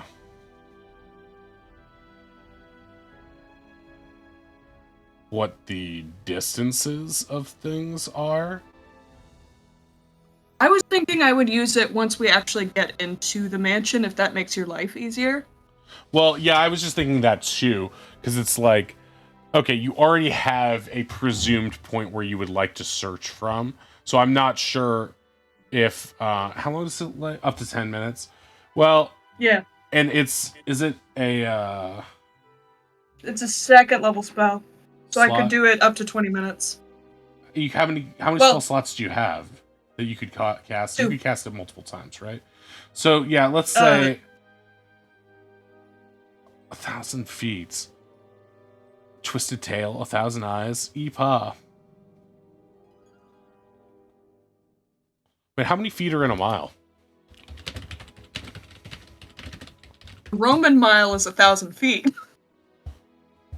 Those Romans had it all figured it out. Yep. Wait, so a quarter like a mile foot. down the road is how I judge things, because I live my life a quarter mile at the time. So that's really important to know about me.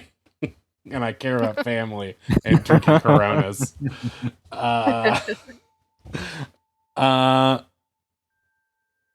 May I take this moment to introduce you to my Lord and Savior, the metric system? I know, metric's way better. I am jealous. As It an short engineer, circuits I my can brain, agree. but other than that, it's nice. Well, it's not even that. It's just like I'm trying to visually picture if I'm standing in all of these places in real life, what the spatial reality of it is.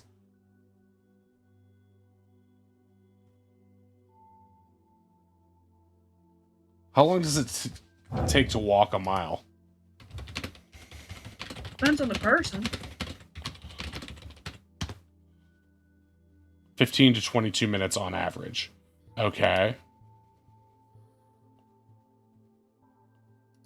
And a mile is... Okay. So, alright. So you let me know when you want to detect object. I'll try to make notes of these things later between sessions, so if these come up again while we're in a city, this will be fine. But now I have a better sense just by doing some basic math. Thank you for taking me on that little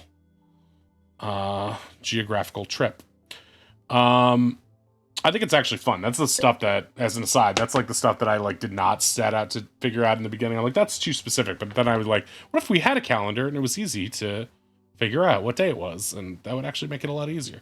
There were times when we were on the island where it's like, how long has passed? And I was like, yeah, it would be nice to just know, like innately.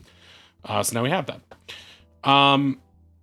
Okay, so as you guys are sitting there contemplating the many different lengths of measure and stuff, I'm sure Ronnie has a survival sense that can tell us how long all distances are or something. But for the purposes of this right now, you're going to see a very angry trio of people that you left at the hotel in the servants' quarters. Tavian, Polly, and Slythe coming up, and they're like, what the? Tavian's like, what the hell happened? We got woken up and we got kicked out. What did you guys do? That was the nicest place I've ever been. And Polly's gonna talk all about like they had this. They were talking about they had like cornbread or something. Like they had like a much worse version of the meal that you guys ate, but it was still, they're all crowing about how it was the best food they've had in a long time. Yeah, Weird just looks at Paul and he's like, I need to bring you with me more often. You were dead fucking on. That's what happened. She blushes a little bit, and then like wipes her nose and in a sort of trying to be modest kind of way, and is just like, well, that's what I've been saying all along, isn't it? Yeah, Horatio fucked us over. He did. He did. I knew They it. say the 100%. statue turned into a dude last night, and they think we did it. They. Should we maybe find some place to discuss this that's less out in the open? You know, his ears could be anywhere, or the captain's. They seem to run this town. We Maybe. should probably actually find Tuck. Maybe- We can go to wherever the fuck Tuck is. Wait, where is Tuck? We saw Where's Astrid Astrid? come in last night. She was with us, but then she disappeared this morning. She came in late. Her voice sounded very strange. She wouldn't show her face. Yeah, that She wasn't said she her. got sick. What do you mean? Remember when I was telling you about the busty nun? Yes. She busted out a disguise kit, busted Astrid's clothes, busted into the hotel. That wasn't... Oh my god. So that explains it. So where's Astrid? Probably still with Tuck. And Tuck is probably... And Tavian pipes in. Still in the forest. That's the only place he looks like he feels comfortable. Alright, so we go out and check for him there. Slythe starts heading off towards the forest. Not another Does forest. the forest count? Do we get in trouble if we go into the forest? Yes. Guys, you want to bring them it here? We can't leave. But- Well, Forest, trees and bugs.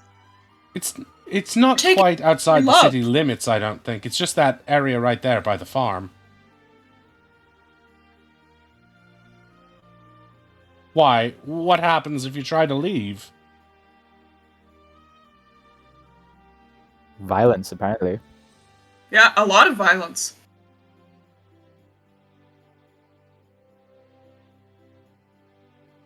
As you're standing there, Bill Caven's going to exit with his little sidekick. You lot still here? Shouldn't you be out making some money? Seems you're pretty dead in debt.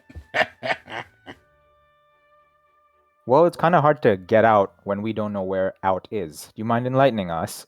How far are we allowed to go? Oh, what? Before your, little, well, it's not that bad. I mean, the way it works is that thing is, sort of like a babysitter. So as soon as you go too far, whoever's, in charge of watching you gets alerted. And if you're really, really far away, that's when they send the dogs after you.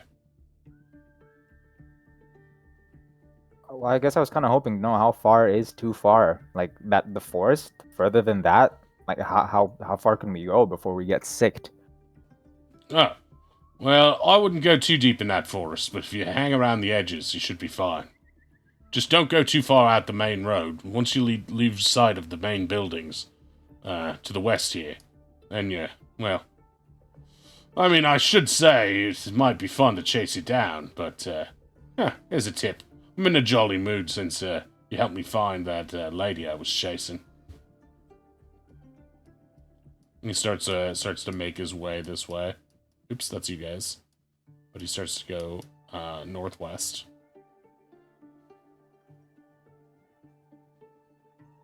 I guess we'll follow. Or, yeah, is he wanting us to follow, or was that No. his tip? He's just, Oh. bailing on you guys. He was like, I thought he was gonna give us tips, but then he just left. Well, it seems like we have the green light to at least go check on our friends, right? Yeah. Alright, so you guys are going to try to head out towards the forest to the southeast, which means we're going to take a little break for now. And we'll be back, let's say, at 2 minutes after the hour. So for now, we're going to go on to BRB, so BRB.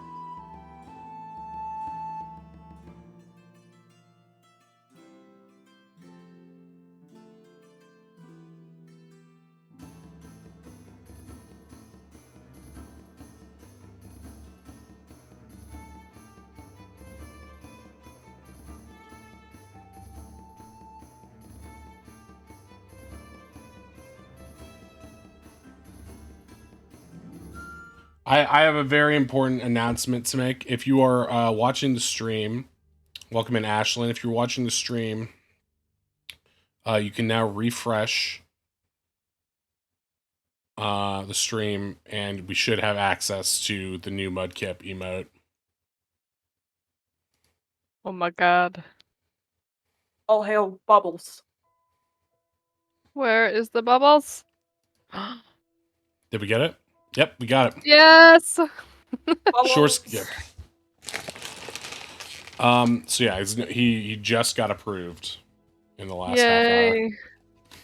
The most important news of today. Nothing else. No, truly nothing competes. This is incredible. Alright, I'll try not to chomp more on these, but I'm starving.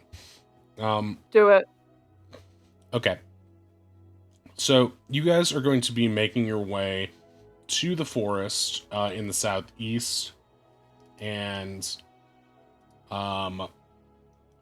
in order for me to completely determine what is going to happen when we step out into the wilds in this area, there will be a bit of things that, you know, you've experienced a lot of railroading tonight, and that can be very frustrating for players. But I hear you. We hear you, and we care.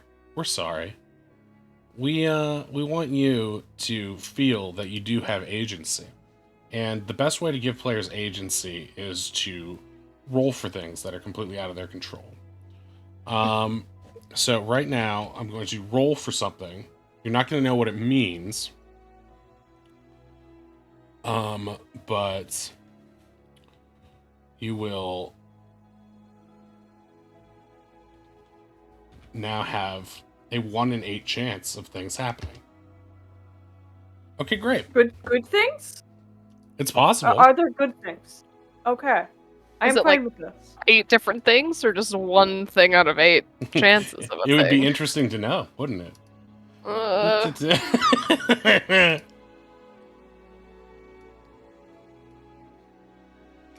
Okay. So you guys are making your way to the southeast. And as you pass the farms, you start to see a familiar sight waddling towards you, looking very sad. Oz, you immediately recognize Tonka, who is coming towards you very slowly with a very melancholy look on his face. You can use your natural Tonka senses to see if you can insight check what his expression means with advantage.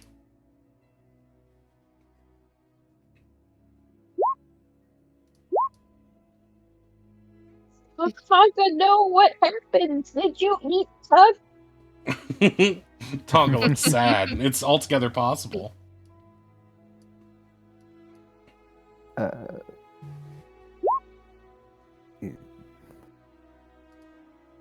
Only Oz has this power. The rest of you are just flailing in the dark with non-Tonka related abilities. Anyone speak dinosaur?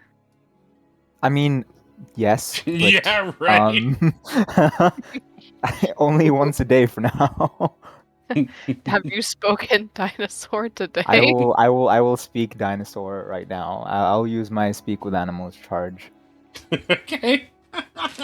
And now to learn what Tonka sounds like. Okay, so this is not speech of beast and leaf, right? This is speak to animals, so you can speak Yes. back and forth. Yes. Okay, gotcha. All right, so you commune with Tonka, and now have the ability to. This lasts for the day, right? Or how long does it last? It I don't. This was the one. It's not like an actual spell. The actual spell lasts 10 minutes, but this was part of my like progression tree thingamabob. Progression tree, but that's all made up nonsense that I created. Oh no! Oh no, that means let me read what it says in your progression tree. Sorry, I'm doing like 3 different things at once right here. Okay. According to Kelkan's progression tree, yeah, you cast the spell once per day. Okay, so So then that is 10 minutes, I believe. Yeah. Okay. So for 10 minutes, you can understand and speak to and be spoken to by creatures. Awesome. Well, I guess okay, just so- what's up? Oh, good heavens! I must tell you, our big hairy friend has been taken, and there's a little one too, and oh, it's just terrible. I think Kelkin's a little taken aback by how Tonka sounds. I'm sorry, you're gonna have to repeat that. I just wasn't expecting what came out of your mouth to be what came out of your mouth. Don't give me that stupid cow-eyed expression, other big hairy one. You must simply follow me. You're the only one who can save him. You and the others, of course. Tut tut, cheerio. And Tonka You go turns ahead. and I'm sure we'll catch up. slowly waddling ahead of you. What's going on, Cal? What's he upset about? Did he lose a banana? So apparently, some people have been taken. He said the big hairy one, which is probably Tuck. And I'm assuming Astrid with him. And apparently, we're the only ones who can save them. Kelkin's gonna deliberately gloss over what Tonka actually sounds like to keep the illusion intact. Oh, he really said all that? Oh yeah, it was very cute. It was super cute. Like imagine just whatever you imagine Tonka sounds like is exactly what they sound like. Just, don't Like no in follow my up questions, dream when he please. speaks in a tiny mouse voice? Exactly. Yeah, that and whatever you want it to be.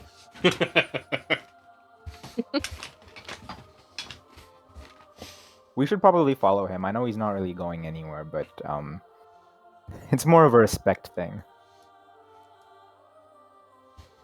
Okay. All right, so you follow. You basically follow, but quickly outpace Tonka. Yes, just that way, straight ahead. You won't miss it. There's a little river right there. God, I could use a drink.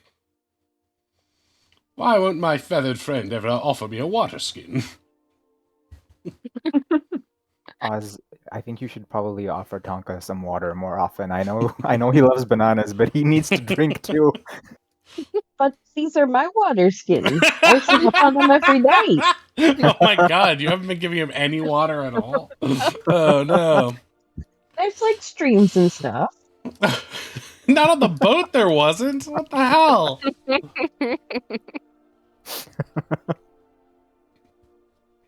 Okay,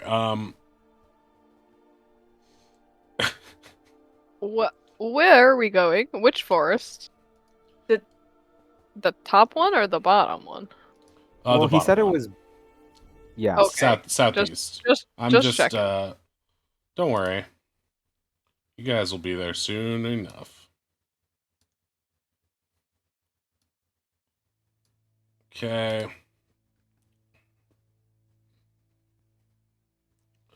As you continue on through the clearing, you do catch sight of Astrid in the distance, standing before a river.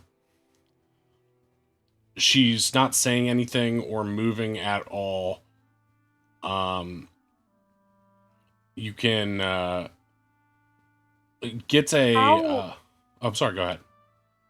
How clothed is she right now? Does she need somebody to like toss her a shirt?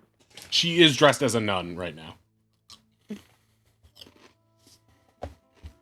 Yeah, Wei will hand her when we catch up to her, I'm just gonna hand her a pirate shirt.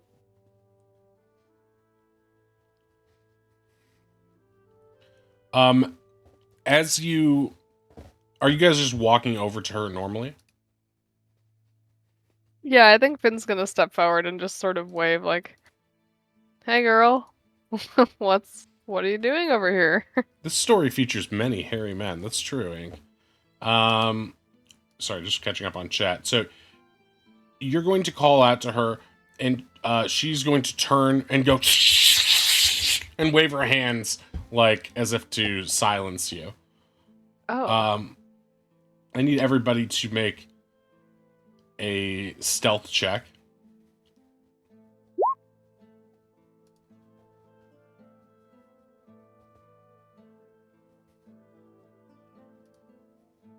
Oh wait, I'm one of Um, everybody this week. Oh wow. Okay, because one of you is so big and hairy and a liar, you begin to hear some rustling in the trees, and slowly but surely a few creatures begin to emerge. And I'm going to need everybody at this point to select your token and roll for initiative. Whoop. Wow! Now that's what I call initiative, except for us. That was not as good. Ozzy, no. No us. Rip. Crazy awesome. Oh, wait. It's okay, we're in a forest. It's probably best Ozzy doesn't start a wildfire turn 1. That could be fun. Okay. Fight music? Yes, please. I was just gonna say. Barnikov. Wait, is this the old turn order? I don't think This is so. No, because At least the rolls connecting are- all our rolls. The stuff at the bottom is the new stuff, right? Yeah, they match up with the turn order menu, so. Yeah. Right, but there's stuff above that that is the old stuff.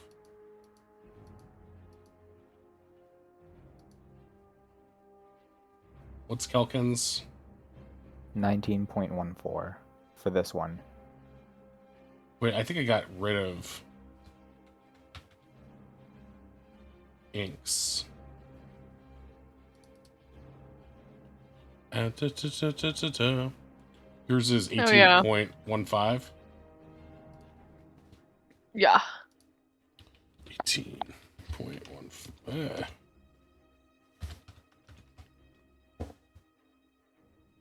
Okay, so we need to roll for our friends here.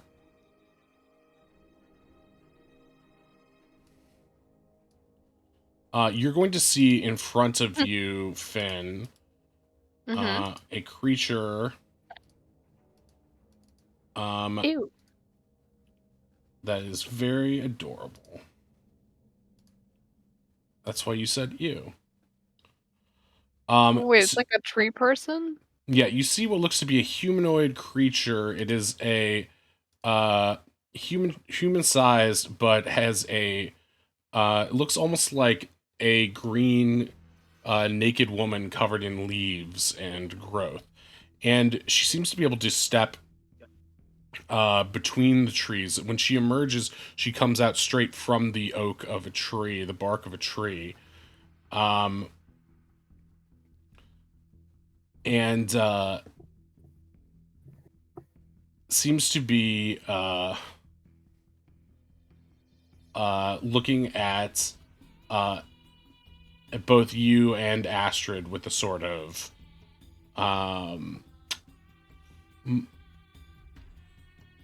actually, I would let you, Finn, make an insight check since you're closest to her to get a sense of her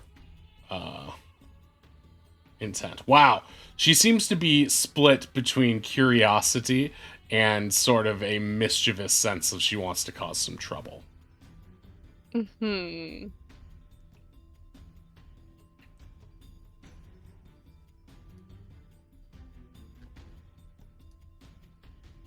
Okay.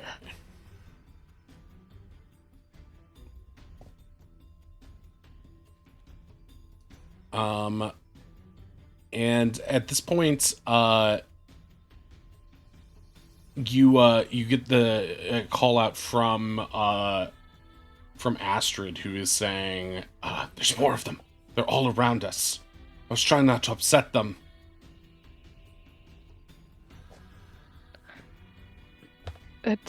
Have you ran into them before? Are they bad? What do we do? I've heard stories, but no, I've never seen them before. I think they're called Dryads?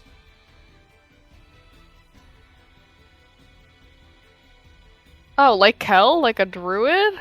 Yeah, I was gonna ask, can I do an insight check? I don't know, actually, would Kel know about dryads being spirits of the forest and all that? Because he's spent his entire life There's a in good forest. chance. I would say make an intelligence check with advantage on this. It makes sense that you would Okay. probably have read a story here or there. Oh boy, okay. They're Kel's co-workers.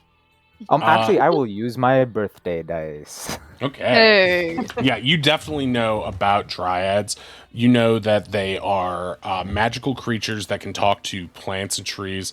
They, you know that they have certain advantages against magic, and they also have the ability to charm people. It's like one of their main things that they can do. They're sort of like mischievous fey creatures that are also here thought to be protectors of the forest. And you know, if their terrain, sometimes they will just sit and watch, and sometimes if they feel threatened, they will get involved. Or in this case, they might just want to get involved. You're not sure what transpired prior to this, but you are aware that they have the ability to cast spells as well. So they can be formidable. Because I think Kelkin's thinking is that he knows that this is sort of a protector of the forest vibe, and you know, we're not trying to fuck with the forest, so I think he's trying to diffuse things, because you know, this is kind of like killing trees, basically killing tree spirits. Right. This would definitely not be in Kelken's interest. Or not, maybe interest is the wrong word, but this is probably not his favorite idea. Is like it goes against his druid nature. But at this point, we are going to go into turn order. I'm just sorry. I'm taking it. It started taking me a little bit of extra time to get into this combat. I'm sort of adding this combat as sort of a random occurrence that happened because I thought it made sense based on a number of other things. So I'm sort of building it in real time for us. So that's why it's taking a little bit of extra zhuzhing. I'm pulling up our other friend who is on the map, but you guys don't have direct line of sight on him, but Tuck is here on this map. You guys know that now, but your characters do not. But he also just needs to be added to the turn order. 1, 2, 3, 4, Would 5. Slice also 6. be on the map? Because he walked in before us.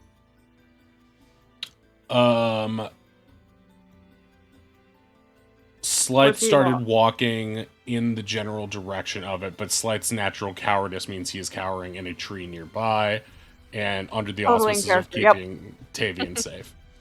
1, 2, 3, 4, 5. Oh, that's right. Yeah, the person I don't have out here yet is our girl, Holy Mother Astrid herself, who's now dressed like a nun. Okay. You're trying not to think of the logistics of how this clothing exchange went down. Okay. At this point, Kelken, it is your turn. Okay. Is talking to the dryad a free action, or? Yes, it is. Okay, so I'll just move move forward. If you were moving through what looks to be trees area, like where you can't see the dirt directly, it's going to be difficult terrain. I see. Okay. But if you're just moving, and you can negotiate past Finn, she's not blocking anything, so that won't be difficult terrain. I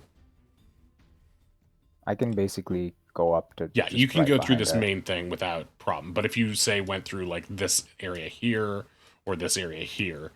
I see. Okay. If it's just a branch extending far enough, you can negotiate that. But if it's like feels like it would have roots and bushes beneath it and stuff like that, okay, so that's where it would be. Could I occupy this space next to Finn? Yes. Okay. So I'll just go there and I'll try and call out to the dryad. We mean the forest no harm. We're just here for our friends. We'll leave in peace as soon as we know they're safe. Are you speaking in common? I will try speaking in Druidic. I'm not entirely sure what they speak, but I will try speaking in Druidic. It just feels right. Let's see.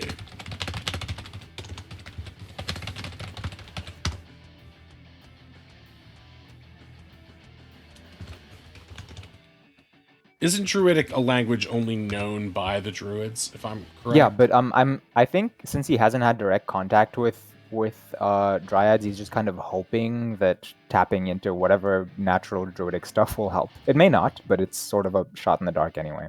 Okay. Make a. Well, I'm going to. You get the sense of that. It's not responding. Basically, Okay. It looks at you and it tilts its head to the side.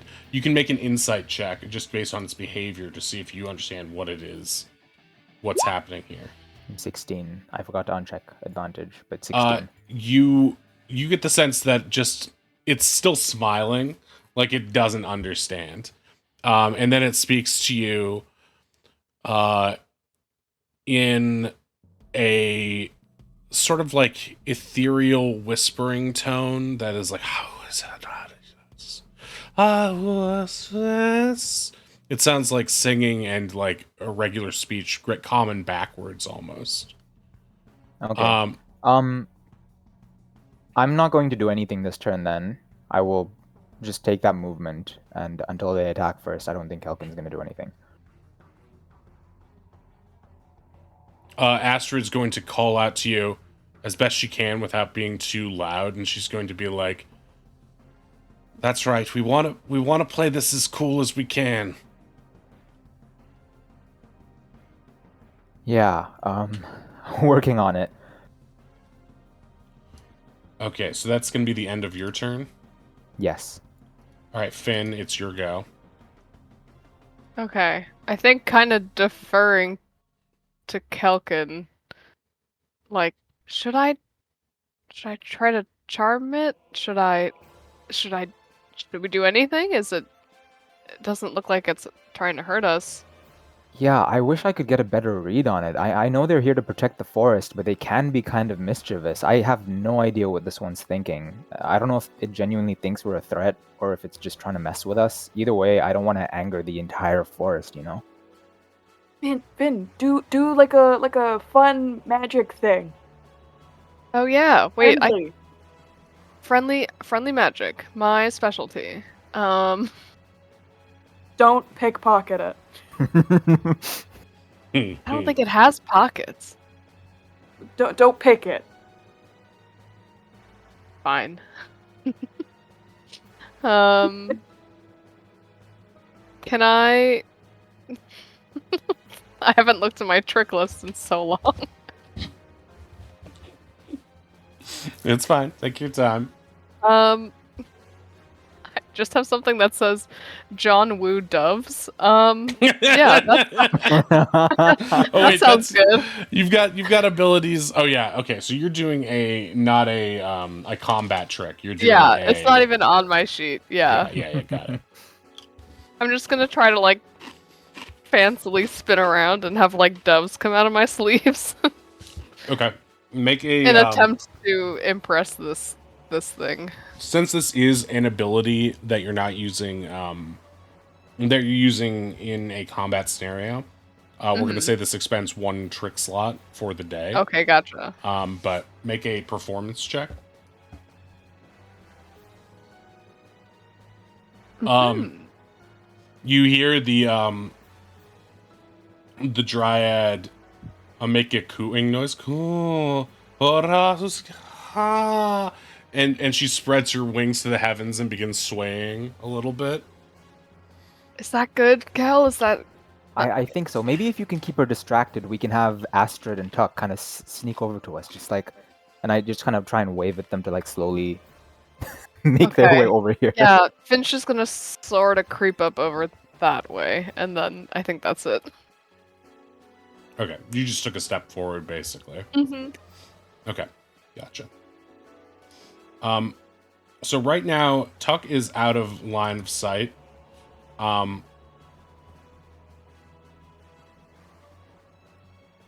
And he is going to... His movement speed is 30.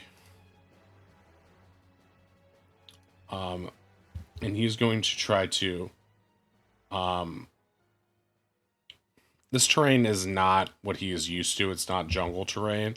So he's going to try to dash through this undergrowth here, and it's just going to be like a net nothing. He's going to go over here. He wants to get a closer look at what's happening. Hey, what happened? Shh, keep it down. Why? What happened? This is all your fault, you idiot. Me not idiot.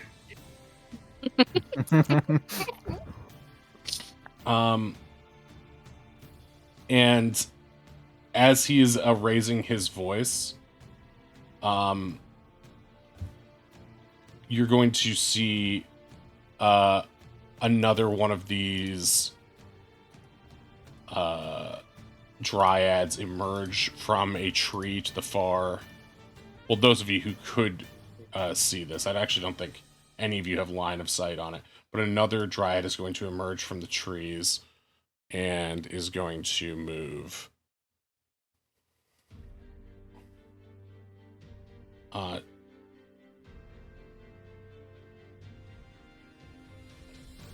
this way over here.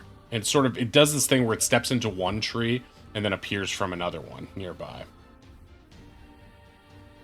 using trees sort of as portals. And Tuck's gonna catch sight of this. Huh? What that? Bad guy? We don't know. We're just trying not to upset them. They could be all around us. Me fight or what? What me do?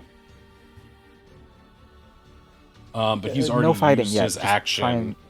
So no fighting, please. You'd have to speak up to call out to him because he is such... he's pretty loud, so you would probably be able to hear the commotion, but you would have to yell pretty loud to communicate with him, Kelkin. Okay, I don't want to yell over Finn's distraction, so I'll just keep mum for the time being. All right, Waylon, it is your go. I look at Kel and I like. Should I just try and get over there? Yeah. I guess. What are you hoping, like, to try and help them get away? That would be nice. I mean, I understand if it comes to us having to fight them, but I'd prefer not to. 'Cause I got something that might help, but I gotta be in touch range. Go for it. I believe in you.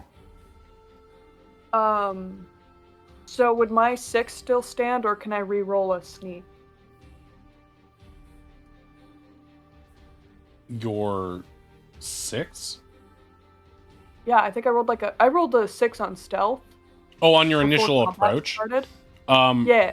No, I think if you're trying to do a new thing, you would roll a new stealth for that. What are you trying to do? I want to see if I can kind of stealth my way towards Astrid and Tuck.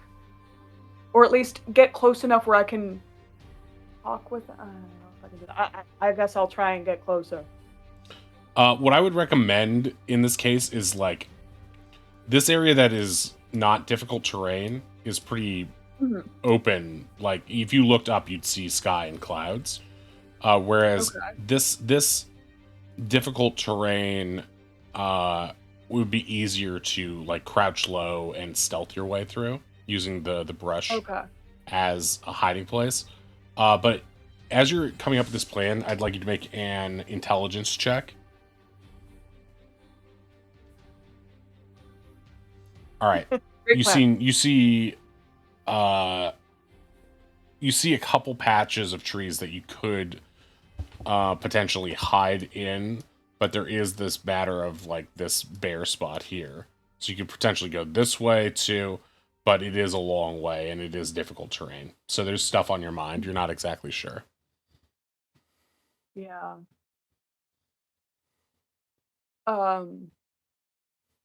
Scratch that. I'm just gonna go up behind Finn and I'm just gonna cast Protection of Evil and Good on her, just in case.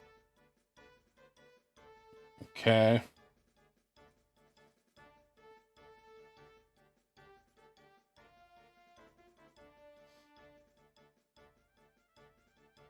And, I know it goes without saying, but Faye.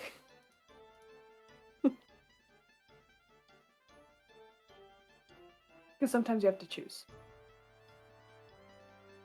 It seems like it does it for all of them, right? Oh, okay. At once, right? There's another one where it's like you Lots have to choose.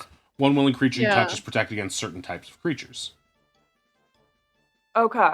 It Yeah, doesn't that's say right listed. it doesn't say a certain type of creatures. It says certain types. So that leads me to believe that it's all of them. Not that it matters here, because these are only Fae you're dealing with right now in this encounter.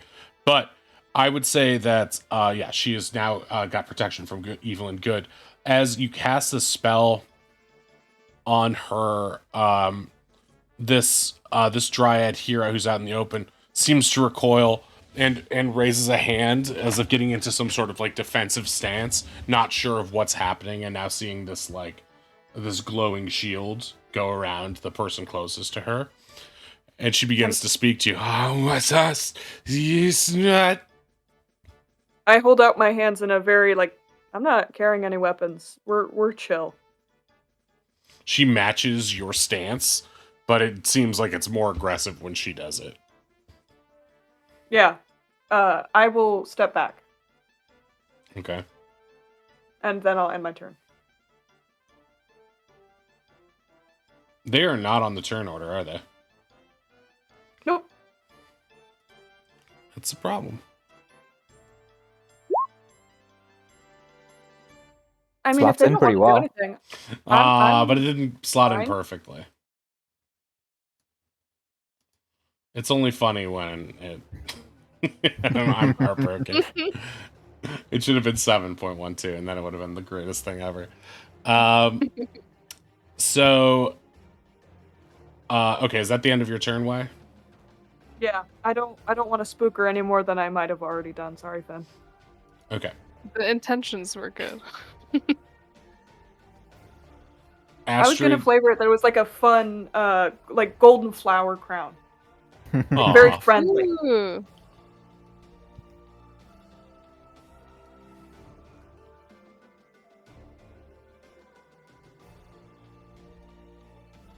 Astrid is going to go over here and start making her way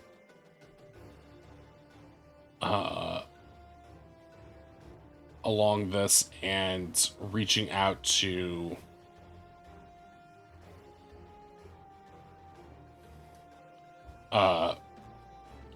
talk and be like, come here, you idiot. Just get across here. We can go back to town. No, town's scary. We like here. This place is scary too. Look at all the weird ladies. We come here to meet ladies. It's good. He seems to be in a very stubborn mindset right now. Astrid is precariously placed on this log here. It is now the Dryad's turn. This, okay, what is... This Dryad here is going to...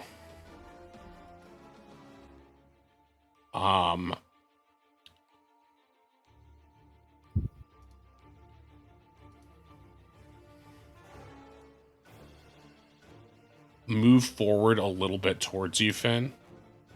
Mm-hmm. Not all the way, but like right there. And like squaring off against you. And has this sort of look on her face like... Well, actually, you can make an insight check on her if you would like. Okay. You're not sure. It's kind of inscrutable, but she does look stern and less like mischievous now. Mm-hmm. And she waves her arms as if conjuring something, and then taps her own shoulders, and her formerly leafy skin becomes rough, and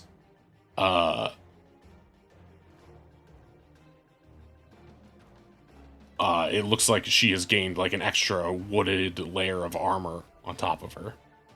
Oh. Because I use it so often, can I ask you? Feel free to say yes or no. But is this bark skin? Because I use Yes, bark Cal, skin so you much. immediately recognize this as bark skin. Okay, it's just defensive. Don't stress. Oh, okay. Kel, based on that, you're also able to immediately put together the fact that she actually make an intelligence check right now. Okay, normal check, right? Yeah.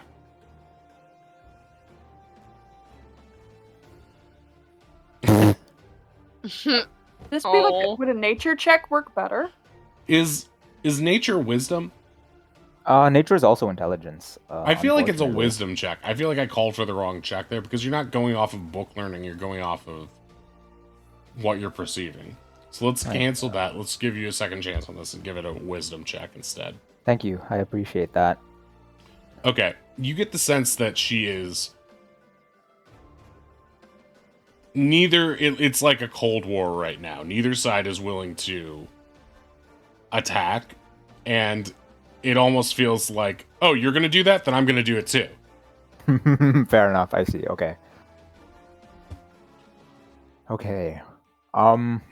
And I think I'll just kind of trust that Astrid and Tucker doing things and still not really do much more.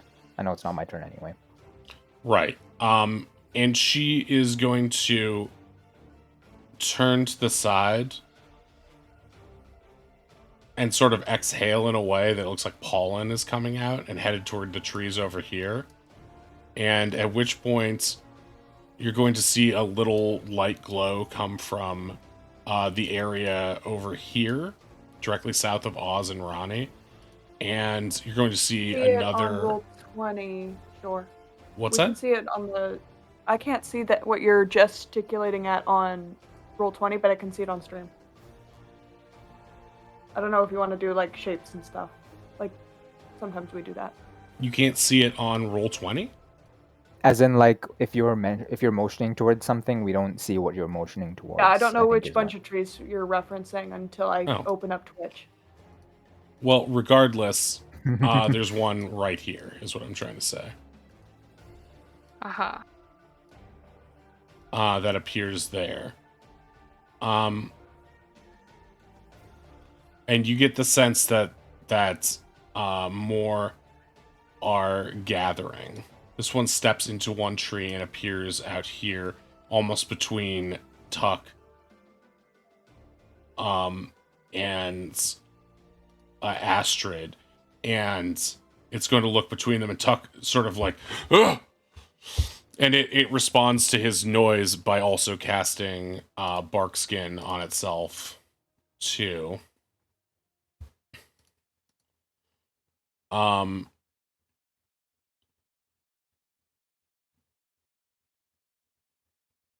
feel like 1, 2. Okay, great. And suddenly from the side, just the south of Tuck, another is going to appear out of this tree too. They've got him surrounded from the south and the north now. So you can't see on roll 20. Not if you're doing... I can see it when I move to Twitch, but I can't see your mouse. You can't see the pings? No, now I can see your pings, yeah. Oh, okay. But you couldn't see these green pings? I'm not seeing anything, though. Oh, no, I saw that one. Okay. Okay. All right.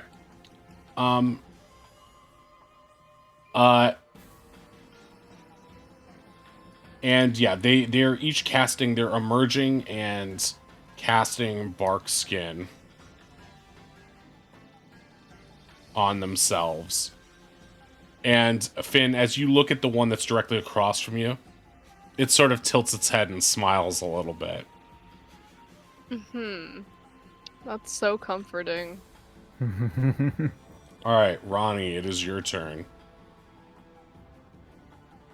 I think what Ronnie would do in this instance is,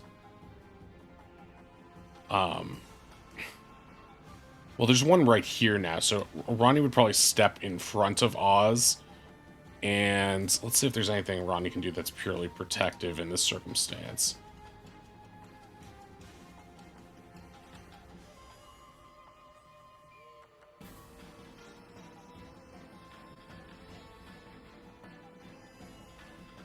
I feel like Ronnie has so many things that are just pure beating the shit out of stuff.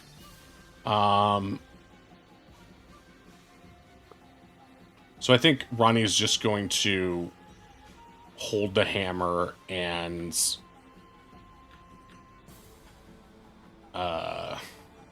try to make it clear that almost I think what Ronnie's going to do is going to take the hammer and use it to draw a line in the ground in front of them, as if to say, do not cross this, do not come near Oz. Oz, it is your go. Oz, with no sign of preservation or fear, or, oh no, scary, he's gonna go, oh, treat people. He's gonna run up here. Oh god. Oh no. He looks at Kel and goes, Nope, oh, Oz, no. they look like they might Hang speak on, just Elvish. hang on. They look like Elvish people. I mean, they're creatures of myth to me. If you think anything could help, please. Okay. And he looks over at the Dryad. Hello, miss. Your leaves are very pretty. I'm sorry my friends are kind of big and scary. You like to dance? And he kind of waddles and waves his little arms. It's like, and kind of makes a gesturing kind of towards himself, like join in and just doing his happy little bouncy bird dance. And what language are you speaking? Elvish. Okay. Ozzy gets elvish vibes from these creatures. Make a charisma check. Just pure charisma. With advantage, maybe. Oh no! Wow. 2 natural. I would like shit. lucky point. Lucky point. Yeah, I would lucky point that too. Still not great. How many lucky points am I allowed to burn? How many you got, kid? I got 3. I'll allow it. Oh my Slightly god. better. No, I'll take it. She like lowers her arms slightly and is like genuinely confused as to why you're dancing in this tense situation. She doesn't seem to be completely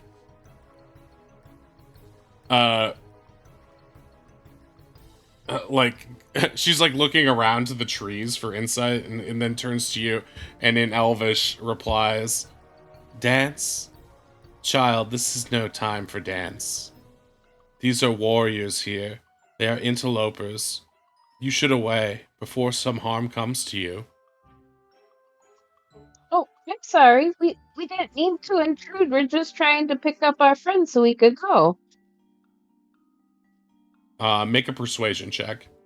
Can I ask you for a favor real quick? Can I burn my turn? Because I'm right next to Oz. Can I burn my turn to give Oz guidance and I won't go next turn? Or it's up to you. Ozzy doesn't seem to need it on persuasion here. Oh, okay, fair enough. Yeah, it was a pretty great roll. Your friends? Do you mean those over there? She gestures toward Astrid and Tuck. I mean, the fisher lady kind of scares me, but the big hairy man, he's my friend. He likes dinosaurs. So you are a keeper of creatures as well. As long as you promise what? to care, a keeper of creatures as well. I mean, I have a dinosaur friend. He's pretty cool. We care for the creatures of the forest. We wish no harm to come to them the pirates of those lands. They are disrespectful to our friends. If you promise to treat our friends with respect, then we shall treat you as friends as well. I mean, I love animals. Why would I be mean to them? Give them snacks all the time. Make a persuasion roll. Yes, it is nice to see the little ones happy when they are fed. And she's going to reach outward with like an extending, like twisting root, like root towards you. And it's gonna go right past your nose, Finn. In a kind of a scary way as these tendrils like reach out and you realize how powerful this creature kind of is. And it is going to produce a good berry, and it is going to give it to Oz as a treat. Oh my god. Oh, wow, that's real cool. You gotta teach me how to do that. It is a gift. Enjoy it. Thank you. You and your friends may leave, but please do so quickly. We wish to have no disturbances. And to be truthful, we find delights in combat, but we do not wish to harm people for no reason. Unless we feel like it. Finn looks I'm very sorry scared. we invaded. Finn can't understand. Oh, that's true. Finn gets a chill up her spine. Yeah. I'm Oz, what sorry did you we say? invaded. I'm sorry we invaded. I didn't know this was your home. Yes, it is our home. Please remember that. And she sort of steps off to the side. And this one also fades into the trees here. And these two take a step back. What happened? We fight or what? Just come on, you dummy. And she walks back this way. And Tuck follows. You are now Ozzy. reunited with these guys as they come over here. Ozzy switches the comment. This is their home, and they're kind of upset that we're in their home, and we should probably go. Don't have to tell me twice. Let's get the hell out of here. The Nice nun outfit. leads you out.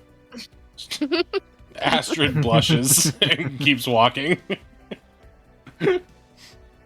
What happened? Me no get any of this. This place is stupid. And with that, you are out of the tense combat situation and led back towards Jerk Spawn and the farm. Ozzy waves goodbye to the druids and will leave them one of his shiny rocks as a present because they gave them a present. Very well. You can subtract one of your gems from your sheet if you would like.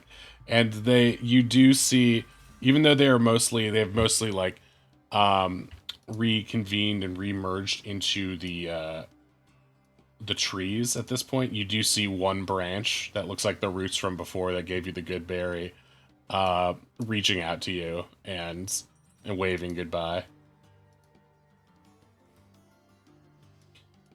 Okay, so you guys are here. Let's see. These others are here as well.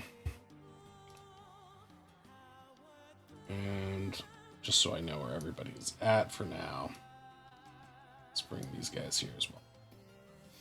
Okay, so you are out of combat. You've successfully bested that scenario, thanks to Oz's mastery of the situation. I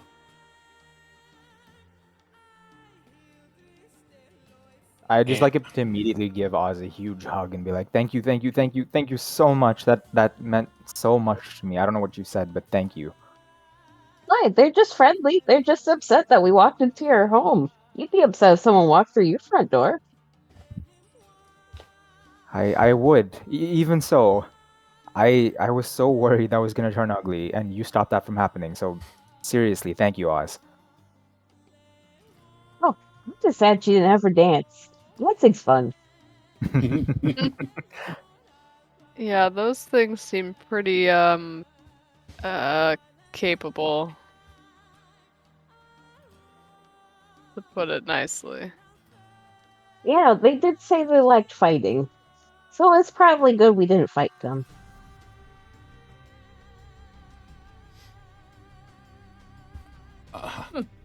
Tavian looks a little bit disappointed. Pfft, I could have taken those tree things.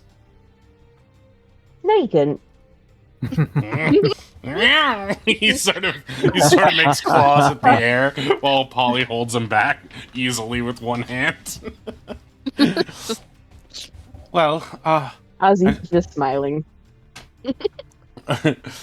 Slight's gonna step forward and be like, "Oh, good. You figured out my plan to defuse the situation perfectly. Glad I didn't have to get more involved in that." Yeah, I'd hate to see you break a nail in combat, Slythe. That's right, eh? Well, we're all here together. That's what's important. But apparently you're very much in debt. And as you're our closest known associates, I suppose that puts us up shit creek as well. Debt? Can someone tell me why I'm dressed like a nun? And what happened? I thought you left a note saying that I could come join you, and then when I got there, they turned me away. What time did you show up? Yeah.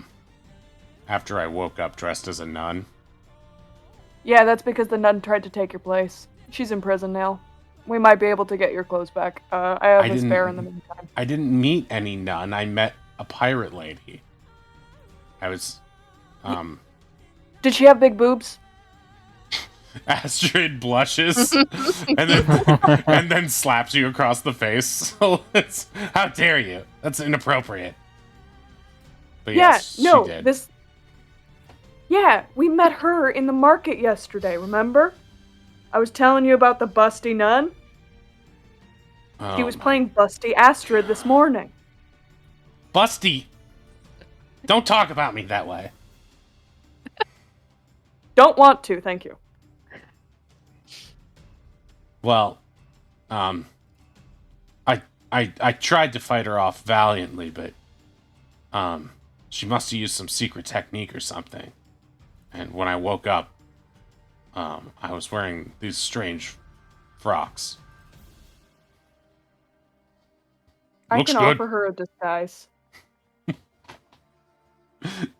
What do your disguises look like that you have in your kit? So, confirmed we have a pirate. What else would Waylon have? Some kind of like city guard, but not in armor look. And probably like a casino uniform.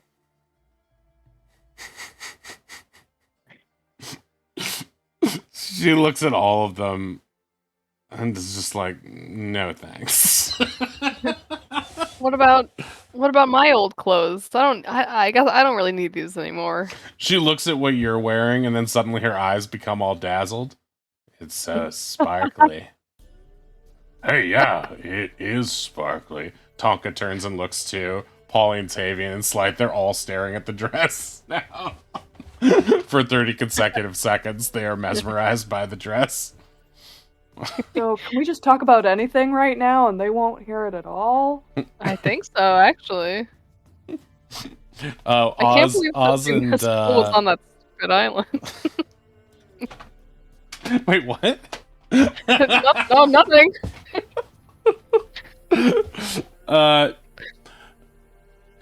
Oz and Kelken make a wisdom saving throw. If everyone in the party has done this yet.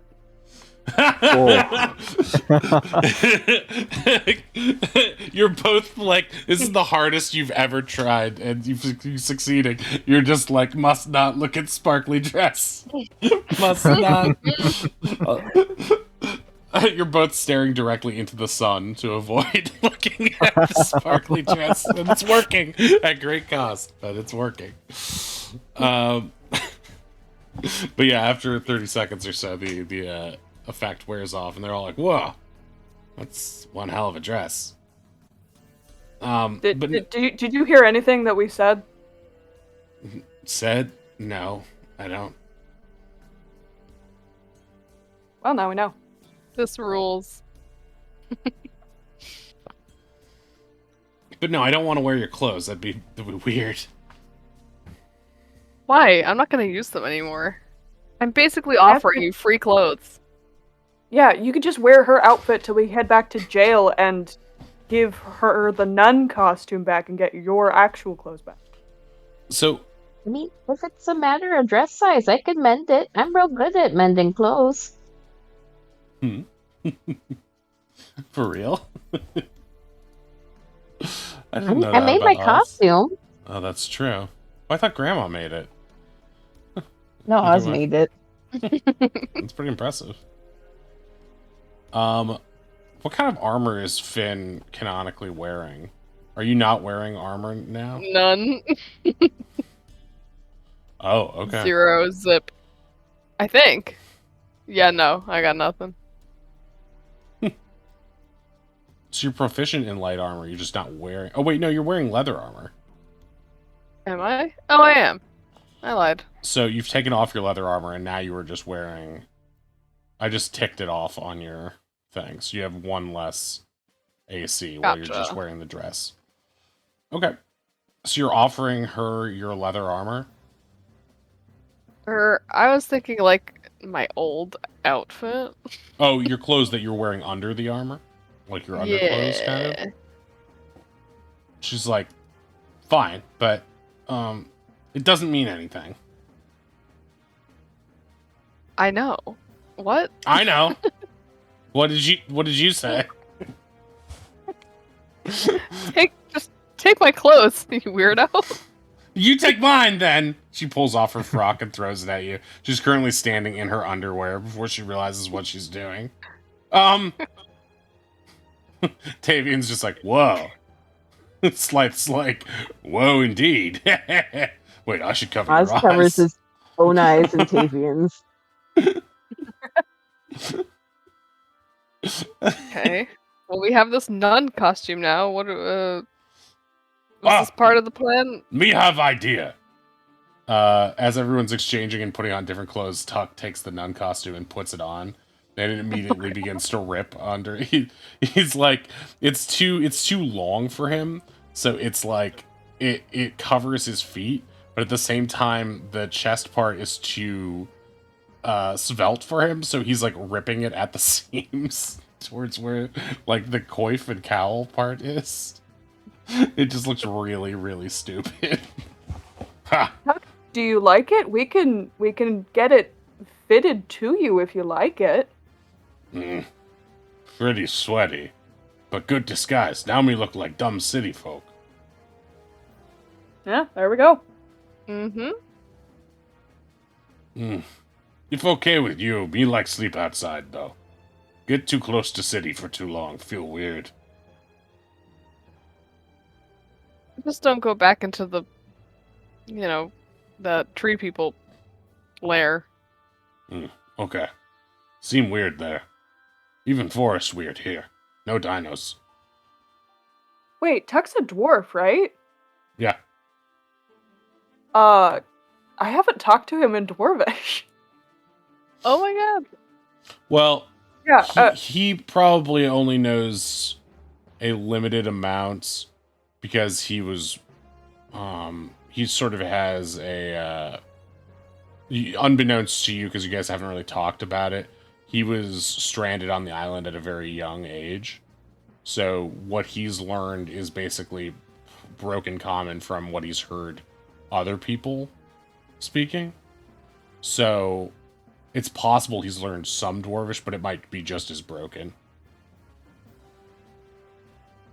yeah. I think Waylon will try speaking to him in Dwarvish nonetheless. Just like, oh, shit, and then he like gives like a dwarven greeting. Hello. Sup? Oh, this weird. It gives me a strange feeling. Good, What? good feeling? I don't know. Good but sad feeling. What do you call that?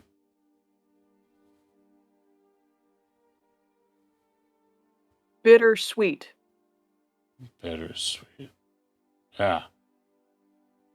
We talk more like this later, but not now. Feels bad for people who don't get it. Yeah. For He sure. nods to you. He nods at you like he's got like a level of understanding with you now. I hate to be a ball breaker, but what are we doing now? You said you're in debt. Are we gonna try to hightail it out of here, or what? No, we just got here. I want to start a restaurant. I guess it could be a good way to make money. Yeah, that's the thing. We have to make money and maybe even find the statue. We're over 100,000 gold in debt now. But Sli- we think we know where it is. Slythe at the hearing the number does a spit take of his own breath weapon and just coughs like acid all over the ground in front. Everyone sort of like backs away. Same. What? How is that even possible? Because they think we polymorphed some random dude into a gold statue. Wait, come again? What happened to the statue? It turned into a dude? Apparently, that's what they're saying. That's what they kept ranting and raving that we knew all about. That doesn't make any sense. We saw the statue. It was on the boat. If that was even the statue. Did we Tuck watch Hammer. it get dug out? No.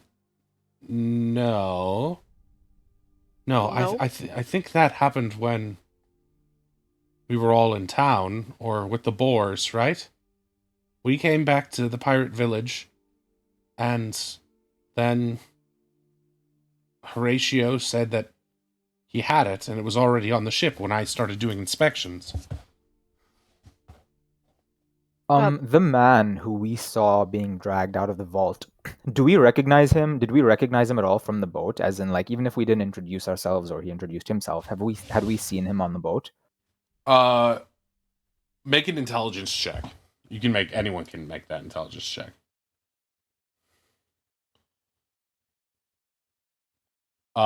Based on Oz and Finn and Wei, Kel, you're not sure, but the rest of you guys, based on what you've rolled, yeah, you don't think you've ever seen that dude before. He's just seemed like or I'm sorry, Finn, and I was looking at Oz's previous wisdom roll. But regardless, between the two roguish types in the group, yeah, you don't think that guy seemed familiar at all. He sort of had a distinct face. He had sort of like a nose that looked like a baguette. Like it was a very wide but also long nose. Like not a sharp nose like a beak, but just sort of like a it looks like a a big bread roll sticking out of his face. And he had like little eyes. Okay, because I know we haven't seen him before, but I have a working theory that if the statue is in the manor, right, then they have to have dug it up. It has to have been on the ship with us. It can't still be back there. They would have had to bring it. My theory is that they switched it when we lost sight of it when they dropped it into the ocean. What would they have to gain by leaving it behind on the island? They want it for themselves, right? Yeah, but all they have to do is wait us out. It's definitely in that manner. Yeah, I mean, it's probably in the manor, but we can't discount the idea that it could possibly not even be here. But how would we not have noticed that the statue the whole time was some guy? Don't spells like that have sort of a time limit to them? That's true. We were on there for many days.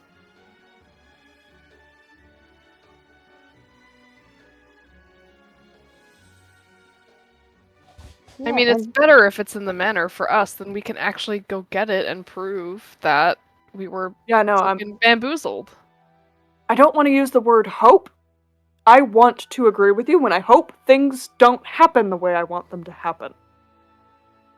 I mean, we might be able to resolve this right now. If they switched while it was in the ocean, then there has to be some sort of tracks it left behind, right? Of them dragging it out and towards the manor. Maybe we could scope out the beach and see if we can find anything. I know it's been a day, but that thing was heavy. I'm sure the evidence can't be gone that quickly, right? Well, they wouldn't drag it, right? They'd have like a cart. Or like some kind of thing to carry it. Maybe the tire tracks would be like a little deeper than usual, but I think we'd head straight to the manor. I wish we knew more about Horatio. Well, that's the thing. I could we can write. eavesdrop while we're there. That's obviously. I could write my uncle because they're friends, apparently. I don't know how long that would take, but I don't know, any sort of leg up could be helpful. If we are going to the manor, are we playing dumb, like going to them for help, or is it going to be straight up hostile confrontation? No, when I say we're going to the manor, we aren't going to the manor. I'm going to disguise self and look like one of them and just eavesdrop and be nosy. By yourself? I was kind of hoping Kel could be parrot or pirate. I got one more charge of disguise self if someone wants to borrow my necklace. I mean, maybe that should go to Oz since, Bird Kid is kind of recognizable and we don't want that necessarily for eavesdropping. What about you and purposes. Ronnie? Oh, I can disguise myself. Ronnie... I don't know about Ronnie. I can be deceptive. Look, Was a that you giant finding octopus. Or you could be in the market being very conspicuous, being very yourself. That way, people will assume we're with you. Yeah, Oz can always message you if, something goes really, really, really bad. Yeah. Wait, so Or if you start... Can I ask a quick question, though? What is it you're going to do when you're in there? Poke around. Look for the statue. Find some dirt on Horatio. Preferably come out alive. Well, if you're just trying to find... I'm just wondering, if you're just trying to find the statue, then maybe your locate object spell might be the best way when we're near the mansion. But... Well, that's the thing. Why would we want to go anywhere near the mansion? Well... At least... When we walked by it before... and Ronnie's just going to sort of paint a mental picture for you guys. And I'm going to pull back the map on stream so we can see. But there's about a quarter mile from the market to what looked like a main gate of the thing. But then there was an incredibly long and gigantic front lawn. Before the mansion, which is up on an elevated cliffside up a hill, there is a gate that was guarded by a couple of guards, pirate guards, who looked like the Firebeards. So, it's not that crazy to think that we wouldn't be able to get all the way towards the mansion, but you might still be able to locate object from the gate while we're just talking to those guards. That's a good start. Good start. I was thinking get in, get out. Get a more accurate picture on where it might be. My concern with that is that if we tip our hand if something goes awry that we're trying to infiltrate. That could mean that getting out with the statue later could be compromised. Well, if you're worried about infiltration going wrong, what better time to infiltrate would there be than the hubbub and chaos of a wedding? Exactly. We should gate crash the wedding. Again, and I'm gonna Oh. slap his back as hard as I can. I mean, as far as anyone knows, Horatio invited us to the wedding. He did, in front of Naughty. Which means not a lot. I'm just saying, we had witnesses. I know this isn't the point, but it might be fun to go to a wedding. It's been a while for me. There's no Yeah. better place for people who don't belong to be there. And we get free cake. And we get free cake. I like it. And more of Yeah. that alcohol stuff. Oh, weddings? Great. Alcohol?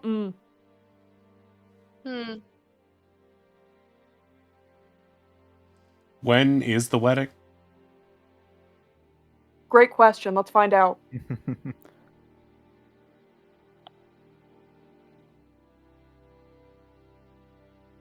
So do we Everyone want to stands just in a kinda- circle looking at each other for direction. It's like the Spider-Man meme. We're all just pointing at each other. Well, here. Let's go to the manor. Let me try my thing. Then we can go to the market and we can start asking around. Hey, maybe Wilder no. Kelkin, you can have a date to the wedding. That's a normal thing that people do. Kelkin just freezes up. You mean ask her to go to, like, a thing with me? That's... Oh, man. Has she never gone with you to a place before? I mean, we've hung out in places. Uh-huh. Have you ever asked her to meet you at a place? How about, like, sort of seeing the places she's at and kind of, sort of happen to be in the same place at the same time? Has she ever asked you to a place? She's asked me to talk about work at a place. Okay. I guess that's technically a start. So romantic.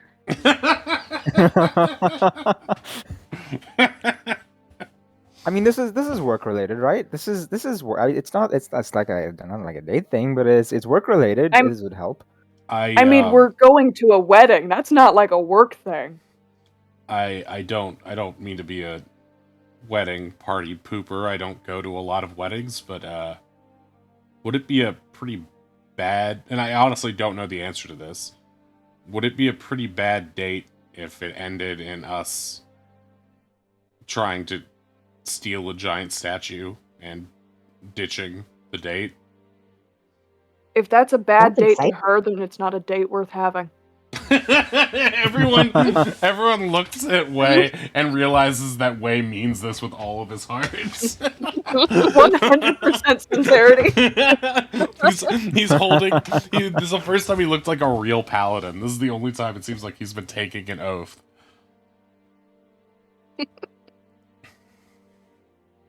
Regardless, would this be a good date for Kel or Dr.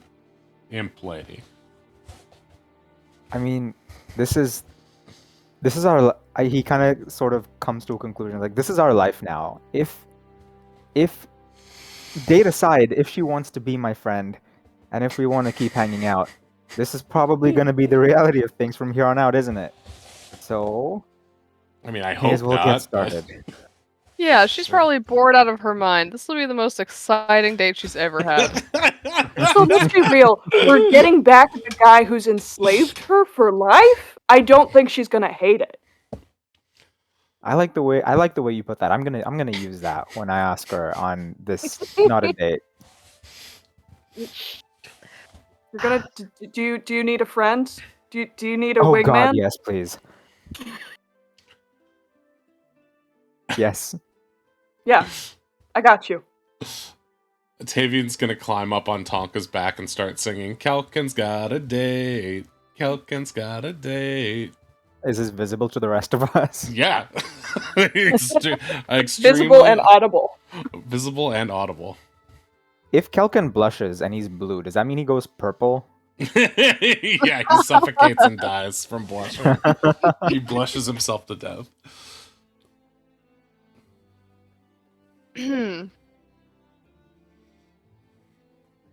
Okay, that sounds like a plan.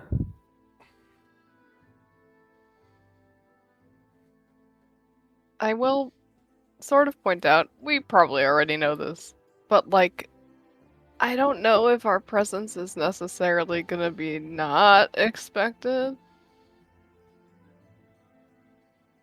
Well, yeah, that's why I was thinking, like, use the disguise. Right. Totally. Just, you know, just putting that out there.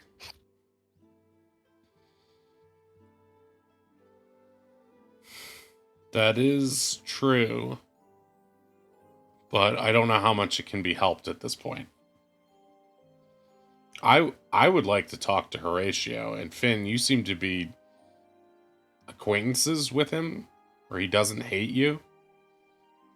Yeah, Well, I'm such good acquaintances with all these people, like, you know, Horatio, who's apparently best friends with my uncle, and like my mom who doesn't invite me to her wedding. That's so cool. I am so close with all these people. Your mom's Just- getting Like, married? your mom getting married? yeah, I think.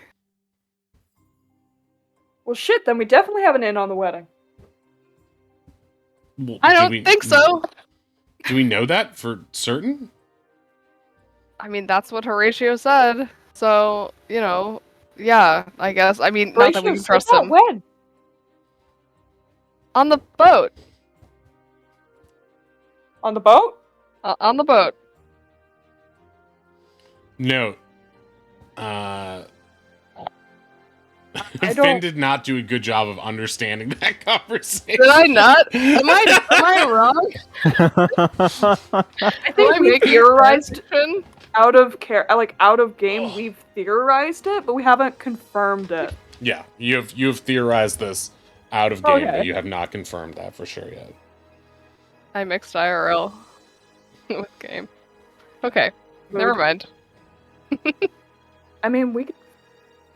Wait, if your mom is... We can check if your mom's in Jarek's bond. Jarek's bond. I mean, I don't really know what help that's been. I don't really talk to her. And we don't do that. That's fine. If she wanted to see me, she'd write or something. Here's a question of logistics, but if we're kicked out of that other place, where are we setting up shop? I think we're camping out tonight. No. Wasn't there another woods? I Hey. could go dig a hole. I have the I have the pouch. She pulls out the thing she pocketed from the big bird. The Walmart brand bird kid. What's that? I think it's money. She opens it. Inside, you find 24 human teeth. Oh my freaking god. Oh my God. What's the matter? It's making funny I roast noises. Like stealing teeth from a baby. I think Finn starts crying. You said Finn through the bag. Wait, what did you say, Oz? You said Finn through the bag, right? Uh-huh. It's chucked it. Ozzy's gonna go retrieve it.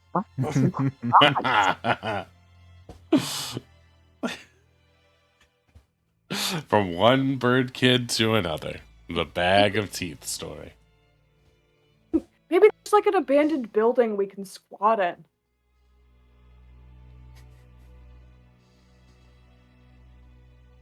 Well, there's probably another inn or tavern as well. Do we want to rack up more debt, though? Well, in for a penny, in for a pound, right? How much could a stay at the inn be? You're already 100,000 or whatever. Doesn't even 134. matter. We have our own money still. Will they take our gold? It sounds like they won't take our gold. It seems like they don't deal in actual real currency here. Yeah, it's really cryptic. This is why you have to do better on your banking lore checks. All of this would be made perfectly clear in the spin-off, Well, Wrath of the Banking Lore. I don't know how much more we're gonna learn if we don't go do things, you know? I think it might be time to hit the market or hit the mansion, hit the gated community. Figuratively, Like, Ronnie, please don't hit anybody. Oh, sorry. Ronnie's already really like cracking their knuckles.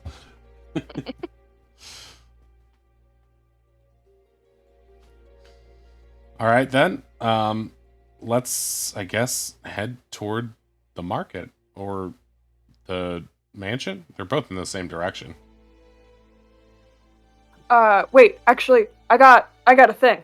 Here, I got an idea. Ronnie, Finn, do you guys want to be my distraction? Oh God. Absolutely. Do I? I have an idea. You're really gonna like it. Let's hear the idea first. I'm going to disguise myself to look like one of those scrawny pirate guys. You're going to hold me by the neck and be really mad and demand to see Horatio. We'll see how it goes. I'll be doing my thing. When we get turned away, we'll have our answer. Like right now? Yeah. Well, one, we might be able to see Horatio. Probably not, but yeah. Then we're gonna also know if the statue is within 1,000 feet of the gate. Couldn't we just walk up to the gate and then you cast the spell? No, we have to have a reason. Yeah, Well, it'd be weird if we just walked up. It'd be really suspicious. Finn just do a trick for the guards, and then you do it while they're distracted? Or actually, you could do it in the 30 seconds, right? How long does it take to cast? She's got the dress. Oh, she's got the dress. How long does it take to cast? An action. All I need is 6 seconds. And you could cast it 5 times. Well, I could cast it twice, but that's neither here. But I like that idea a lot more. It's a lot less spell slots. Okay. All I have to do is stand there, I guess. Yeah. Yeah, maybe, flirt a little bit. Yeah, that's standing there. Same thing. I like the way you think. He, flexes. I asked it. Everyone's unsure if this is how Slythe flirts. It's unfair.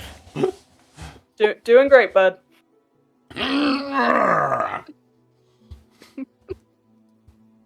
Wait, he's gonna make a strength check to see how much he bulges. Oh wow! Nice. 17. You see a kind of frightening vein appear at his neck. Holy shit!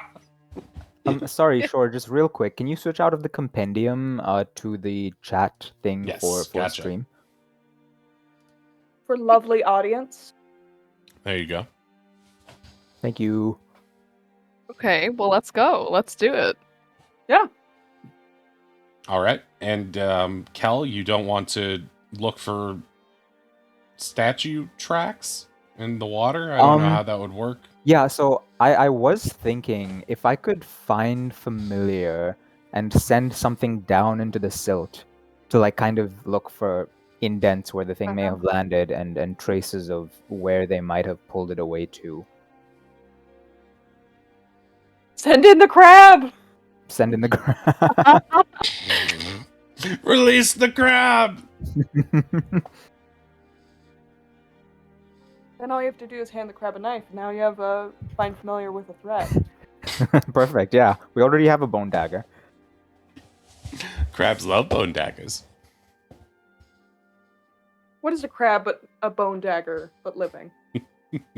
Truly. What is a crab if not bone daggers persisting? What's that line from? From Avengers. Yeah, from WandaVision. Persevering. Yeah, that's it.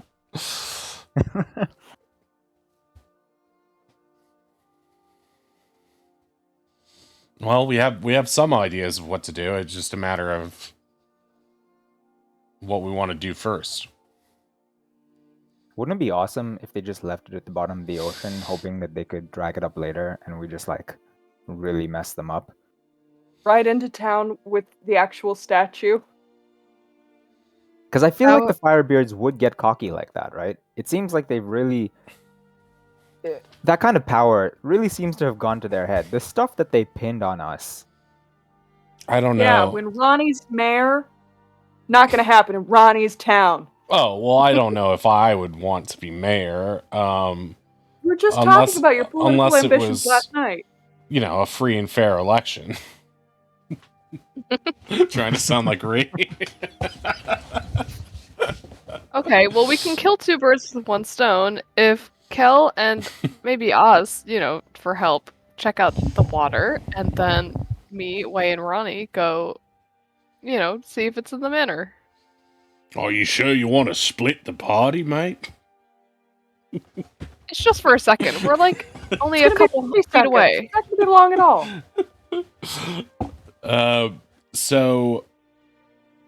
Ronnie's going to pipe in and say to Kel regarding his earlier point, the one thing that struck me about all this is how confusing it was.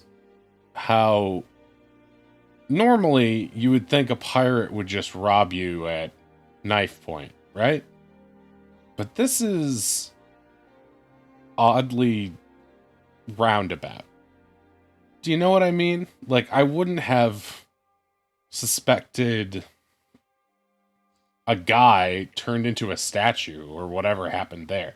Like, that's a hell of a bait and switch. I'm wondering if they didn't use magic somehow to move the statue. Well, Since they already used it a little bit in their scheme.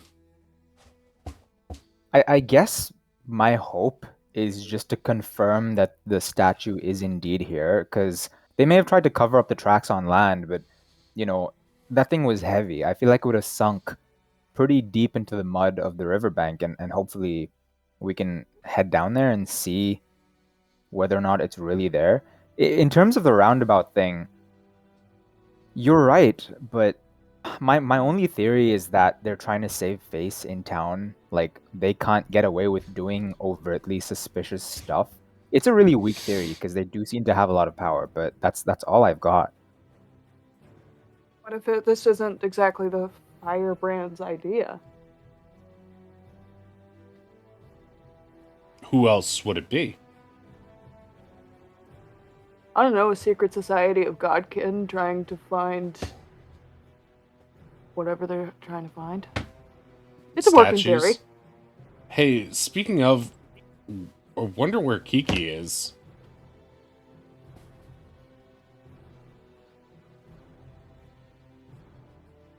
Just He's doing Kiki stuff. And then gestures to the rest of the party who isn't quite familiar with Kiki. Oh, I mean my cat, Kiki. Pulling up the sheet. Can I give Ronnie the help action? Yeah, sure. Yeah. Thanks. Anytime. I'm the only cat you need. I told Ronnie it was a bad idea to try and bring a wild-ass cat onto the pirate ship, but what do I know? Yeah, There was right. a cat and I didn't know about it? If there was a cat, those pirate children would have eaten it for lunch. Oh, they better not. What are you hiding there? Nothing. Just Polly, do you remember when we told you about the other what we were planning to do back on the island, and you thought that was a really bad idea?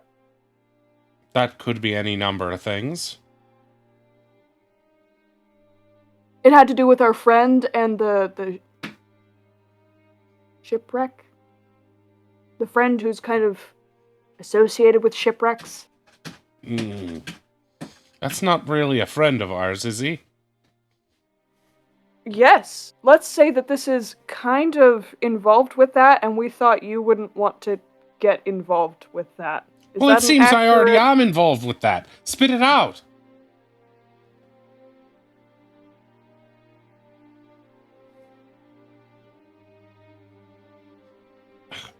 We're not going to be much of a team or much help to one another if you're going to keep secrets from us.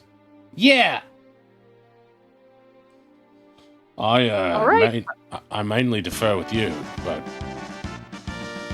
aha! We've gotten Ed. Ed has decided that the next NPC in this game will be Chungo McLargehuge. Chungo McLargehuge. You bring him into another campaign. We will have to find a way to shoehorn in an NPC named Chungo McLargehuge at the earliest convenience. Thank you, Ed. Thank you, Ed, for that. Really appreciate it. Looking forward to playing with you next Sunday in Old Gods.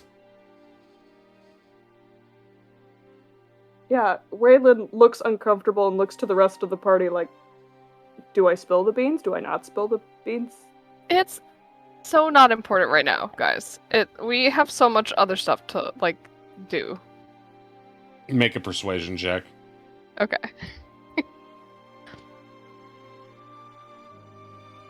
Fine, you're right. I suppose it's not important. If we've made it this far together, we're stuck with each other, whether you're harboring secrets or not. But when the time comes, I hope you'll be more forthright. Polly, it's not to hold something over you. We're trying to make sure that you don't get roped up into something more horrible than you're already roped into, for what it's worth. No, I get it. Plausible deniability. Can't torture it out of us if we don't know. I mean, kinda, yeah, Sure. but That's not untrue. Though, Yeah, that's kind of an added probably would bonus. torture us either way. Oh, really? I think he'd just, kill us right off. You know what? This is a horrible thing to think about. Let's not. Shall we leave? Mm-hmm. Yeah. Let's go make some moves. Right. You just set me thinking on something. I'll need to mull it over anyway. And with that, which way would you guys like to go? I guess up to the men, or Yeah, You said you wanted to split the party to... Yeah. I'm going to put you guys here because it's the cross-section between the three things you guys have mentioned doing, which is one... Hey, Game Master Eric, thank you for the follow. Yeah. If you donate biddies, you can name NPCs. That's one of the things you can do. What are the other two things you can do? Name You NPCs can inspire for a player. Yeah, you can give a player inspiration, special inspiration, or you can buff an enemy, which is pretty nasty. Look at Ink's cool new inspiration. And also we have Owlbear's new dancing squishy mudkip to celebrate too. And we have Kelken saying hello. Hello. So lots of fun stuff here on the channel for subs. But yeah, if biddies get you to name an NPC. Chungo McLargehuge Is that right? Yeah. Chungo McLarge huge. Okay. All right. So, which thing would you like to? Oh, Leaky, thank you for the sub. Really appreciate it. Thank you so much. You just started a hype train. Thank you. Hype. Oh my God! Look at that hype train. Hey. And we just got a raid! Oh Wow! my word. What is happening? This is crazy. Game Master Eric, thank you for the raid. We got the Game Master Eric in here. Let's get a shout out for the Game Master Eric. Just got done with the session. Figured I'd share the love. Oh, great. How did your session go? Let's give you a follow, too. Deodrek, thank you for the follow. Wow, this is a real love party right here. Welcome in, everybody. Yeah, we're just discussing J-Doodle. Thank you for the follow. Sorry this is the kind of derailing the stream that I like. Where it's just nice things happening and everybody getting to celebrate. Game Master Eric, we hope you had yeah, this is great. Yeah, enjoy your new emotes there, Leaky. You got some fun ones there. We got all this stuff on the Discord. Oh, yeah. If you'd like to join the Discord, if you'd like to do D&D or learn more about the games, you can watch... Gonna be lurking, have fun. Yeah, go grab some food, hit the restroom, do all that things. Discord link below. All of our previous Dungeons & Dragons episodes for this campaign are at the YouTube link right there. All right. Now, back to the show. Welcome in, everybody. Thank you for that raid and that hype train. Really appreciate it. Chungo McLarge huge. Keep him ever in your hearts and minds.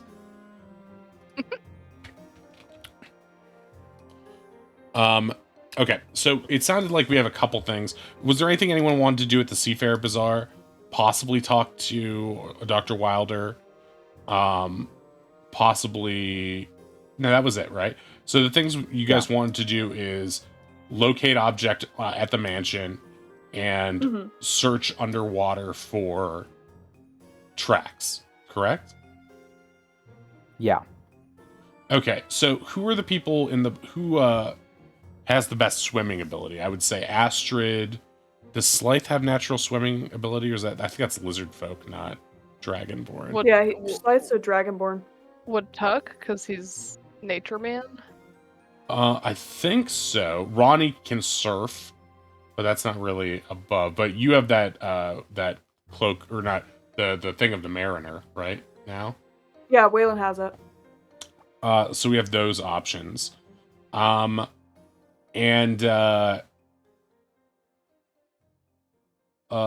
yeah, there's a couple ways you can go about it. But for now, you guys agree that you're sort of parked in the main area, the main thoroughfare of town, by the docks and the Seafair Bazaar, with the mansion about a half mile up that way.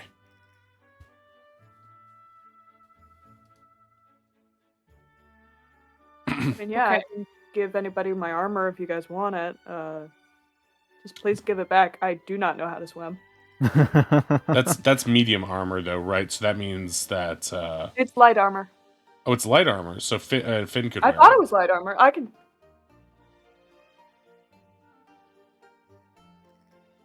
It's leather armor of the mariner, so I figured it was light. Let me check. Yeah, so that means Finn could wear it, right? Yeah. Because her current armor is leather armor as well. So, as you guys are standing here deciding which thing you want to do first, you get a from the entrance of the Seafair Bazaar, standing off to the side in the shadows, someone is going to a small figure is going to walk up to you, Waylon, and is going to tug at your tunic or whatever available strap they can to get your attention. Yeah, Waylon's not gonna, like, jump. He's gonna, like, look down to see if someone's trying to, like, pickpocket him. It's funny you should say that, because the person that you see,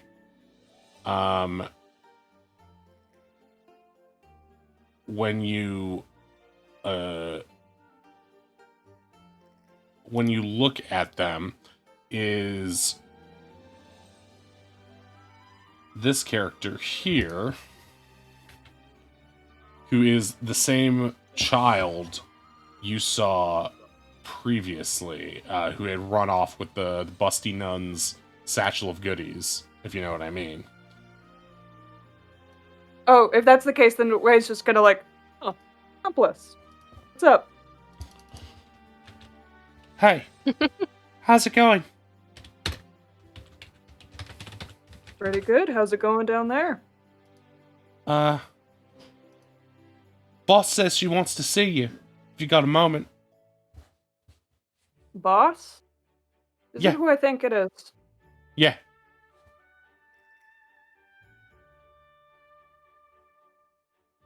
I'm surprised she wants to see us.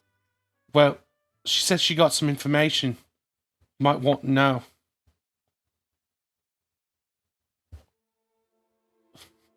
By the way, sorry about that whole bit of business before. I'm not really a kid. Just, I can pass for one. Name's Chungo. Chungo McLargehuge. Nice to meet you, Django. You live up to your name, and I'll like handshake him or whatever. Yeah.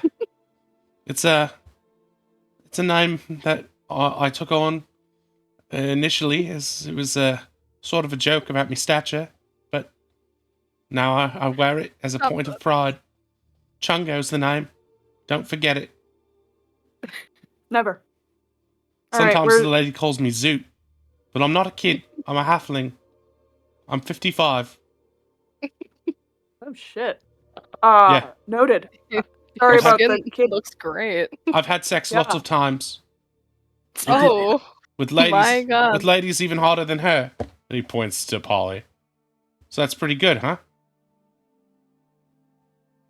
I mean, it's a whole... Polly just stares Weird, at him, but- baffled. Where can we find your boss? What's that supposed to mean? No, I'm just saying. You know, I'm not a kid. I've got a certain energy, a swagger to me.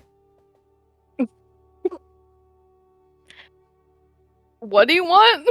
Well, I'm supposed to tell you that boss wants to see you. She's still in the jail, but I'm also single. No, noted. Tell you what. Can you get a message back to your boss? And I'm willing to do all sorts of things that maybe a regular person wouldn't, because I've had a hard life.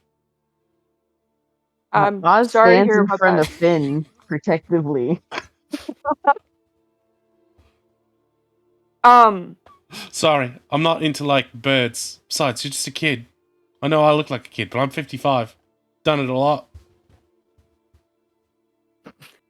Tell your boss. Name's Chungo. Yeah, Chungo. Chungo, tell your boss that if somebody's got a funny looking necklace, and I'll show him like the necklace, Fabian's necklace of disguise. That's us. Oh, she's already got a necklace. Cabbage. What Cabbage cooker. I'm gonna. I'm gonna fitted go her in with it, you know? disguise to. Wait, what?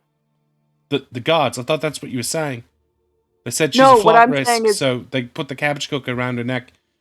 If she tries to leave Cabbage- town, boom, her head comes right off. Oh, that's horrible. No, what I'm saying is I'm going to come in. I don't want them. I don't want to go there with my face, so I'm going to wear another face, and this is how she can recognize it's me and that you did your job. Where's there? Wherever she's being held, the jail, I guess. Oh no, she wants you to come as you. I don't want to come as me. That's why I'm telling you that I want to use the necklace as a little like, hey, it's me. Oh, I see. All clever like. Do you want to wear me clothes? You can say I you're don't- Chungo, and you The can walk second on your time this has knees. happened today.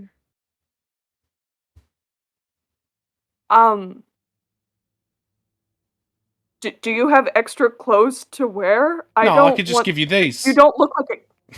He takes off his Chungo. clothes. Please put your clothes back on. You look like a child. You are 55 years old, but you look like a child. I'm a 55. I'm 55. It's not weird because I'm an adult. I'm an adult naked man giving you his Still clothes in the weird. street. Yes. Who Oz- looks like a Oz reaches child up in and the middle? covers Finn's eyes.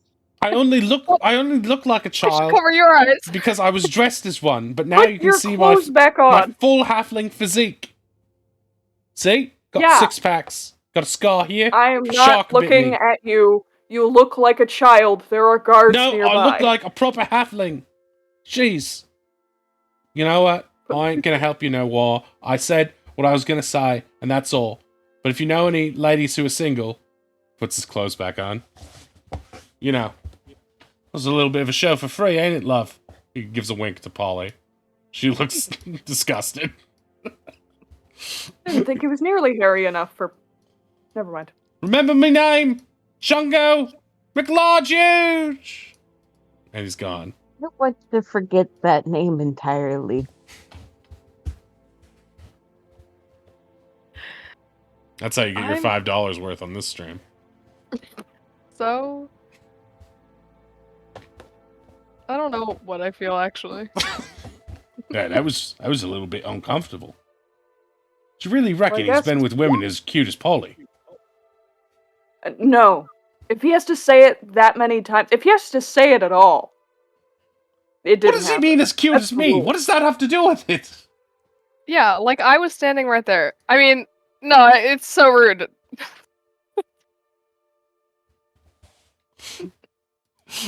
What, are you saying you're as cute as me? Or cuter? What are you trying to say? I don't Nothing. understand. No. Cal, take notes. This is what you don't want to do with Wilder. It doesn't matter how much cuter Finn is than you, Polly. That's not the point he was trying to make. Hey, I think Polly's really cute. Thanks. Thanks, Stavian. Means a lot. Yeah, I'm taking notes. Good. Tuck is And Tuck- still wearing the nun costume. Oh, good. Tuck, don't talk like that guy. Don't take your clothes off like that guy. Me, average city person. All this me see normal to me. Mm. Tuck, that guy was nutty like dinosaur poop. You hear me? Him little kid who make love lots ladies. Got it. Please. Don't. Please don't. Me just try to understand your big city ways. In Dwarven, he says to you, this all seemed very strange to me. That was very just in Dwarvish. That was very strange to me. Okay, good. Me try fit in, but this is weird. He weird. In the distance, you think you hear an echo of Chungo. I don't think I'm ever gonna forget his name. It's gonna haunt my dreams. Get arrested, and it's gonna be because of that guy. 1 point of exhaustion for the next week. Yeah, you are now poisoned. The entire party is cursed after that interaction. Polly, is that how I'm supposed to behave when I'm 55? No. I don't understand. Do not. Yes, please don't. Well, that was very strange, but should we go to the jail and talk to the fake nun, or get Astrid's clothes back, I guess? I mean, did we have to do it now? It's not like she's waiting for anything else. Yeah, she's got time to kill. Yeah. I'd hate to try and pencil in a different time on her busy schedule. We should figure out where the statue is first if we can, or at least get a clue. Yeah, we'll do that. Then we can hit up the jail. Okay, makes sense. And Kel, you wanted the ocean clues thing? Yeah, the ocean clues. I'd love to talk to Dr. Wilder about this, but it feels like we have plenty of time. I'm not trying to put it off for anything. No, heavens, never. No. We're strategizing first. We're Game plan. strategizing. Yes, exactly.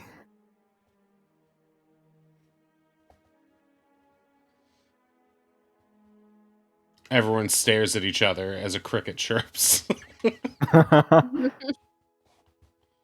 Okay, so locate object? Shiny Yep. dress? Sounds like it. Mm-hmm. Yep. Exactly. Yes! There it is! Why don't you guys in the Beat Squad wait here? What did you just call us? I mean, I thought that's what you were called. I am not good at lying today. I'm sorry. This city has me. You know, like bees, the strong insect. Yeah, we believe in you. That's why you're called the B Squad. Yeah. Yeah. Be for best. Make a joint deception check. Everyone roll, and the average will decide whether they sell. Oh, that could have been Oh better. no. I have a plus 10, and I rolled a freaking 4. He wasn't a flasher, you guys. He was a 55-year-old man who lived an exciting life.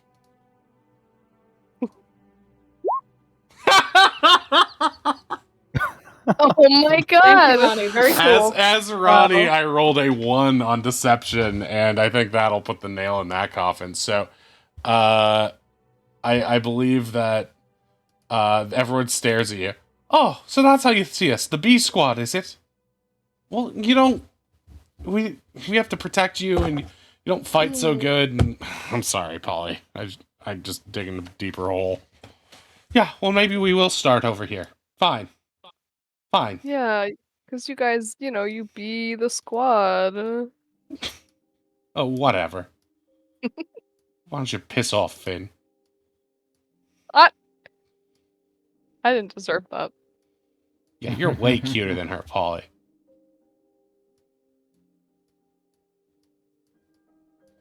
Okay, so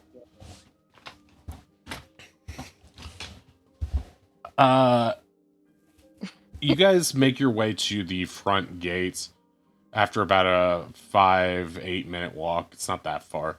And you see 2 Firebeard guards guarding the long iron gate.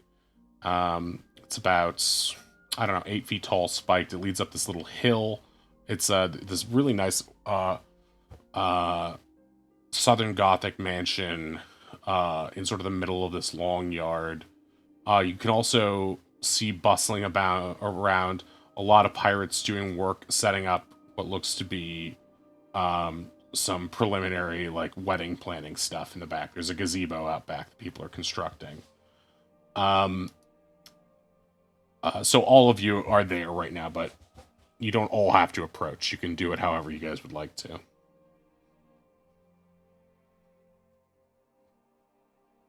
I Okay. guess if you guys are swimming down there and you need help at some point, just let me know. I can find familiar it.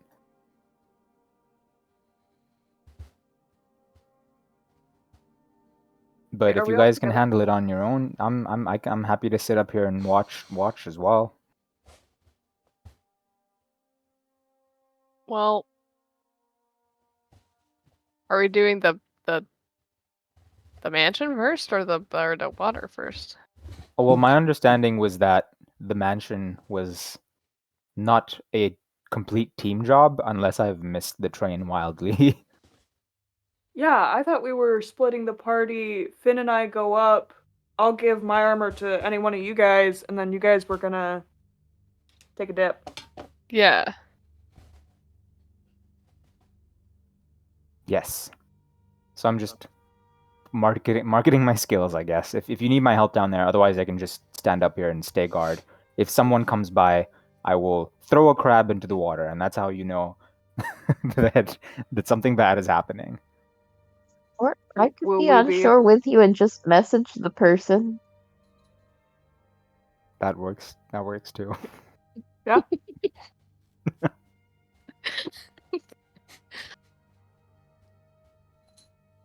This is why the party needs Ree. Okay. Someone to be decisive about what's Yeah. happening at any point. Like, I have to be Okay. Ree and be like, maybe you could do this. You guys are like, well, my French. Oh, it's okay. You guys we're tell walking first. up. We're We're all walking nice. up, right? You ready, Way? It'll be Let's really- go. Yeah, it'll be really fast. 30 Mhm. seconds. Yeah, In and just out. hold better up, be hold at up. least 3 minutes.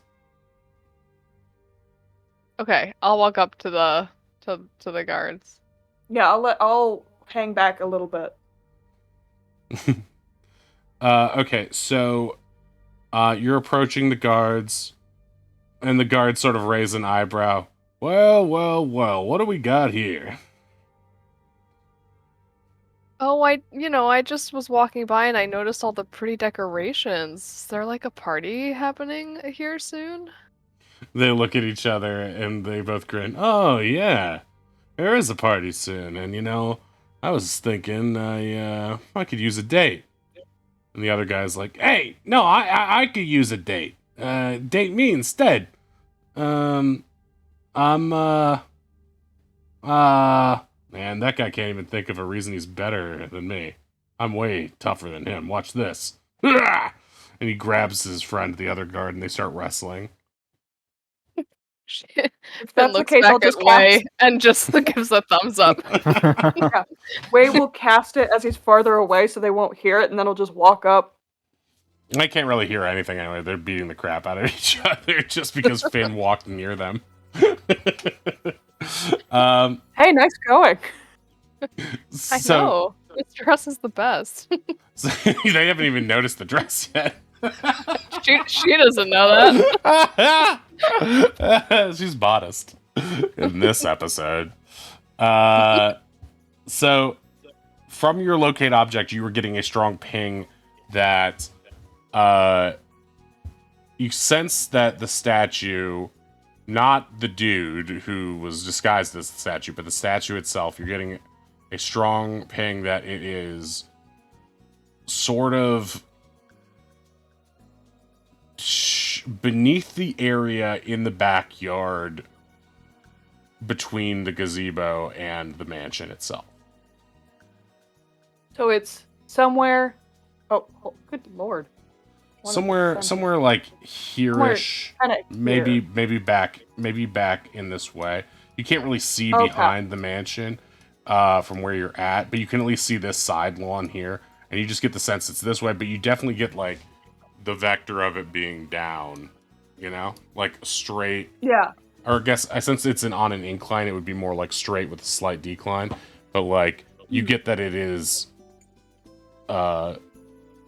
If you had to guess, vibes it were would be in a cellar space or some other underground facility. Okay. Yeah. Way will turn to Finn, and he'll kind of like mimic one of Ronnie's hand gestures. Yeah, she'll just make some shit up and also do a hand gesture.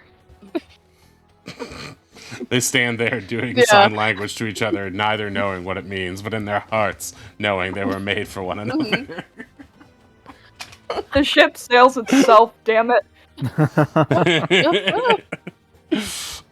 Okay, so Yeah, well, thank you, boys. Yeah. And she walks away. the two guards are getting like really sweaty, and they're sort of just cuddling each other now. Hey, why don't we be each other's dates? Yeah, that sounds nice. Now they're just sort of cuddling on the lawn.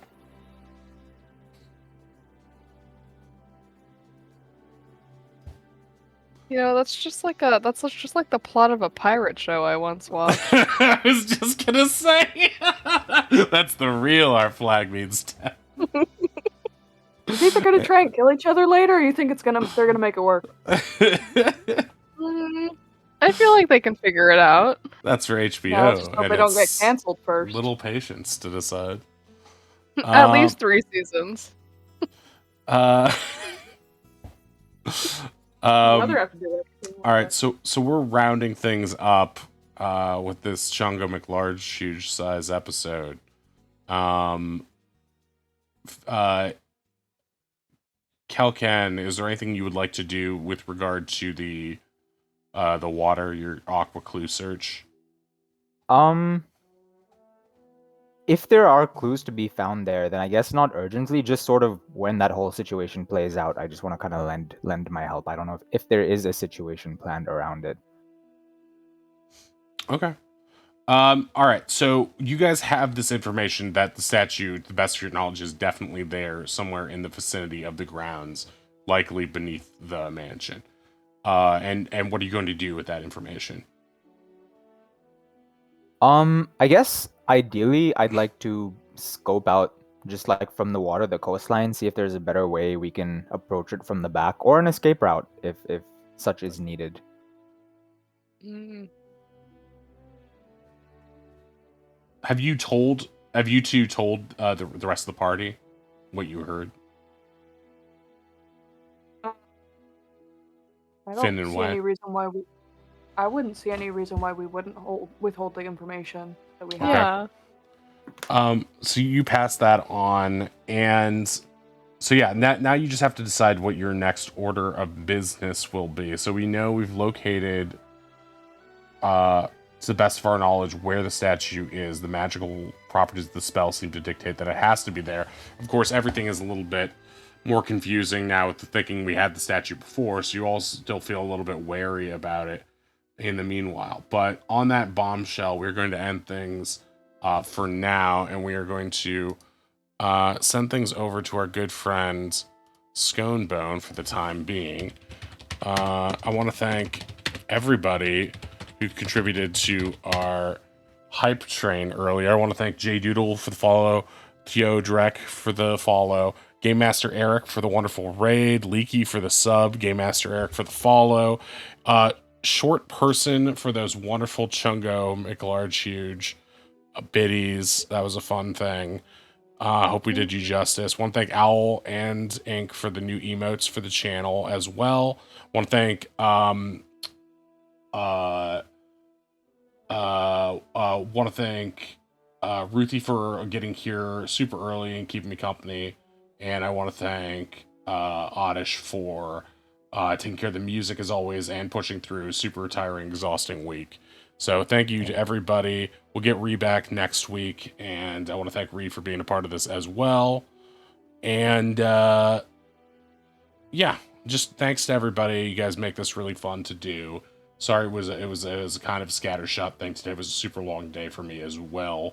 So we all have days like that, but I had a lot of fun anyway. I hope you guys did too. And we're gonna pop over to Sconebone right now. I think he's doing some Castlevania right now. So please stick around. Give our love to Sconebone. He's a very funny, very beautifully mustachioed Dr. Robotnik, Ned Flanders of a streamer. And we're gonna pop over to him. It's a glorious. Go in there and compliment the mustache. If you just say mustache in his chat, you'll get a funny video will play on screen. He has lots of funny alerts. One of the best retro streamers out there, without a doubt, if not the very best. And yeah, thank you so much, everybody. Anyone else have anything they want to add? Check out Reshoot Movie Podcast. Hector, Ruthie, and New Ed. episode drops tomorrow. It's Ruthie's favorite movie of the year, is what I've heard. Oh yes, quality. It is a movie. And please follow Ink Viral as well. That's our own actor and performer who plays Affinity here. And she does lovely artwork like you've seen here. We have a lot of lovely artists here on the channel. Sometimes Ink will do drawings and commissions live on her channel. You can also get D&D artwork from her as well. Hey, thank you, Ruthie. I appreciate that. I'm going to get to experience some more Ruthie as DMing in the coming months, too, and I'm very excited about that. But for now, we're going to go over to Scone. So best of luck, everybody, everything you're working on, and talk to you later. See you in the Discord. Bye. Bye-bye. Okay.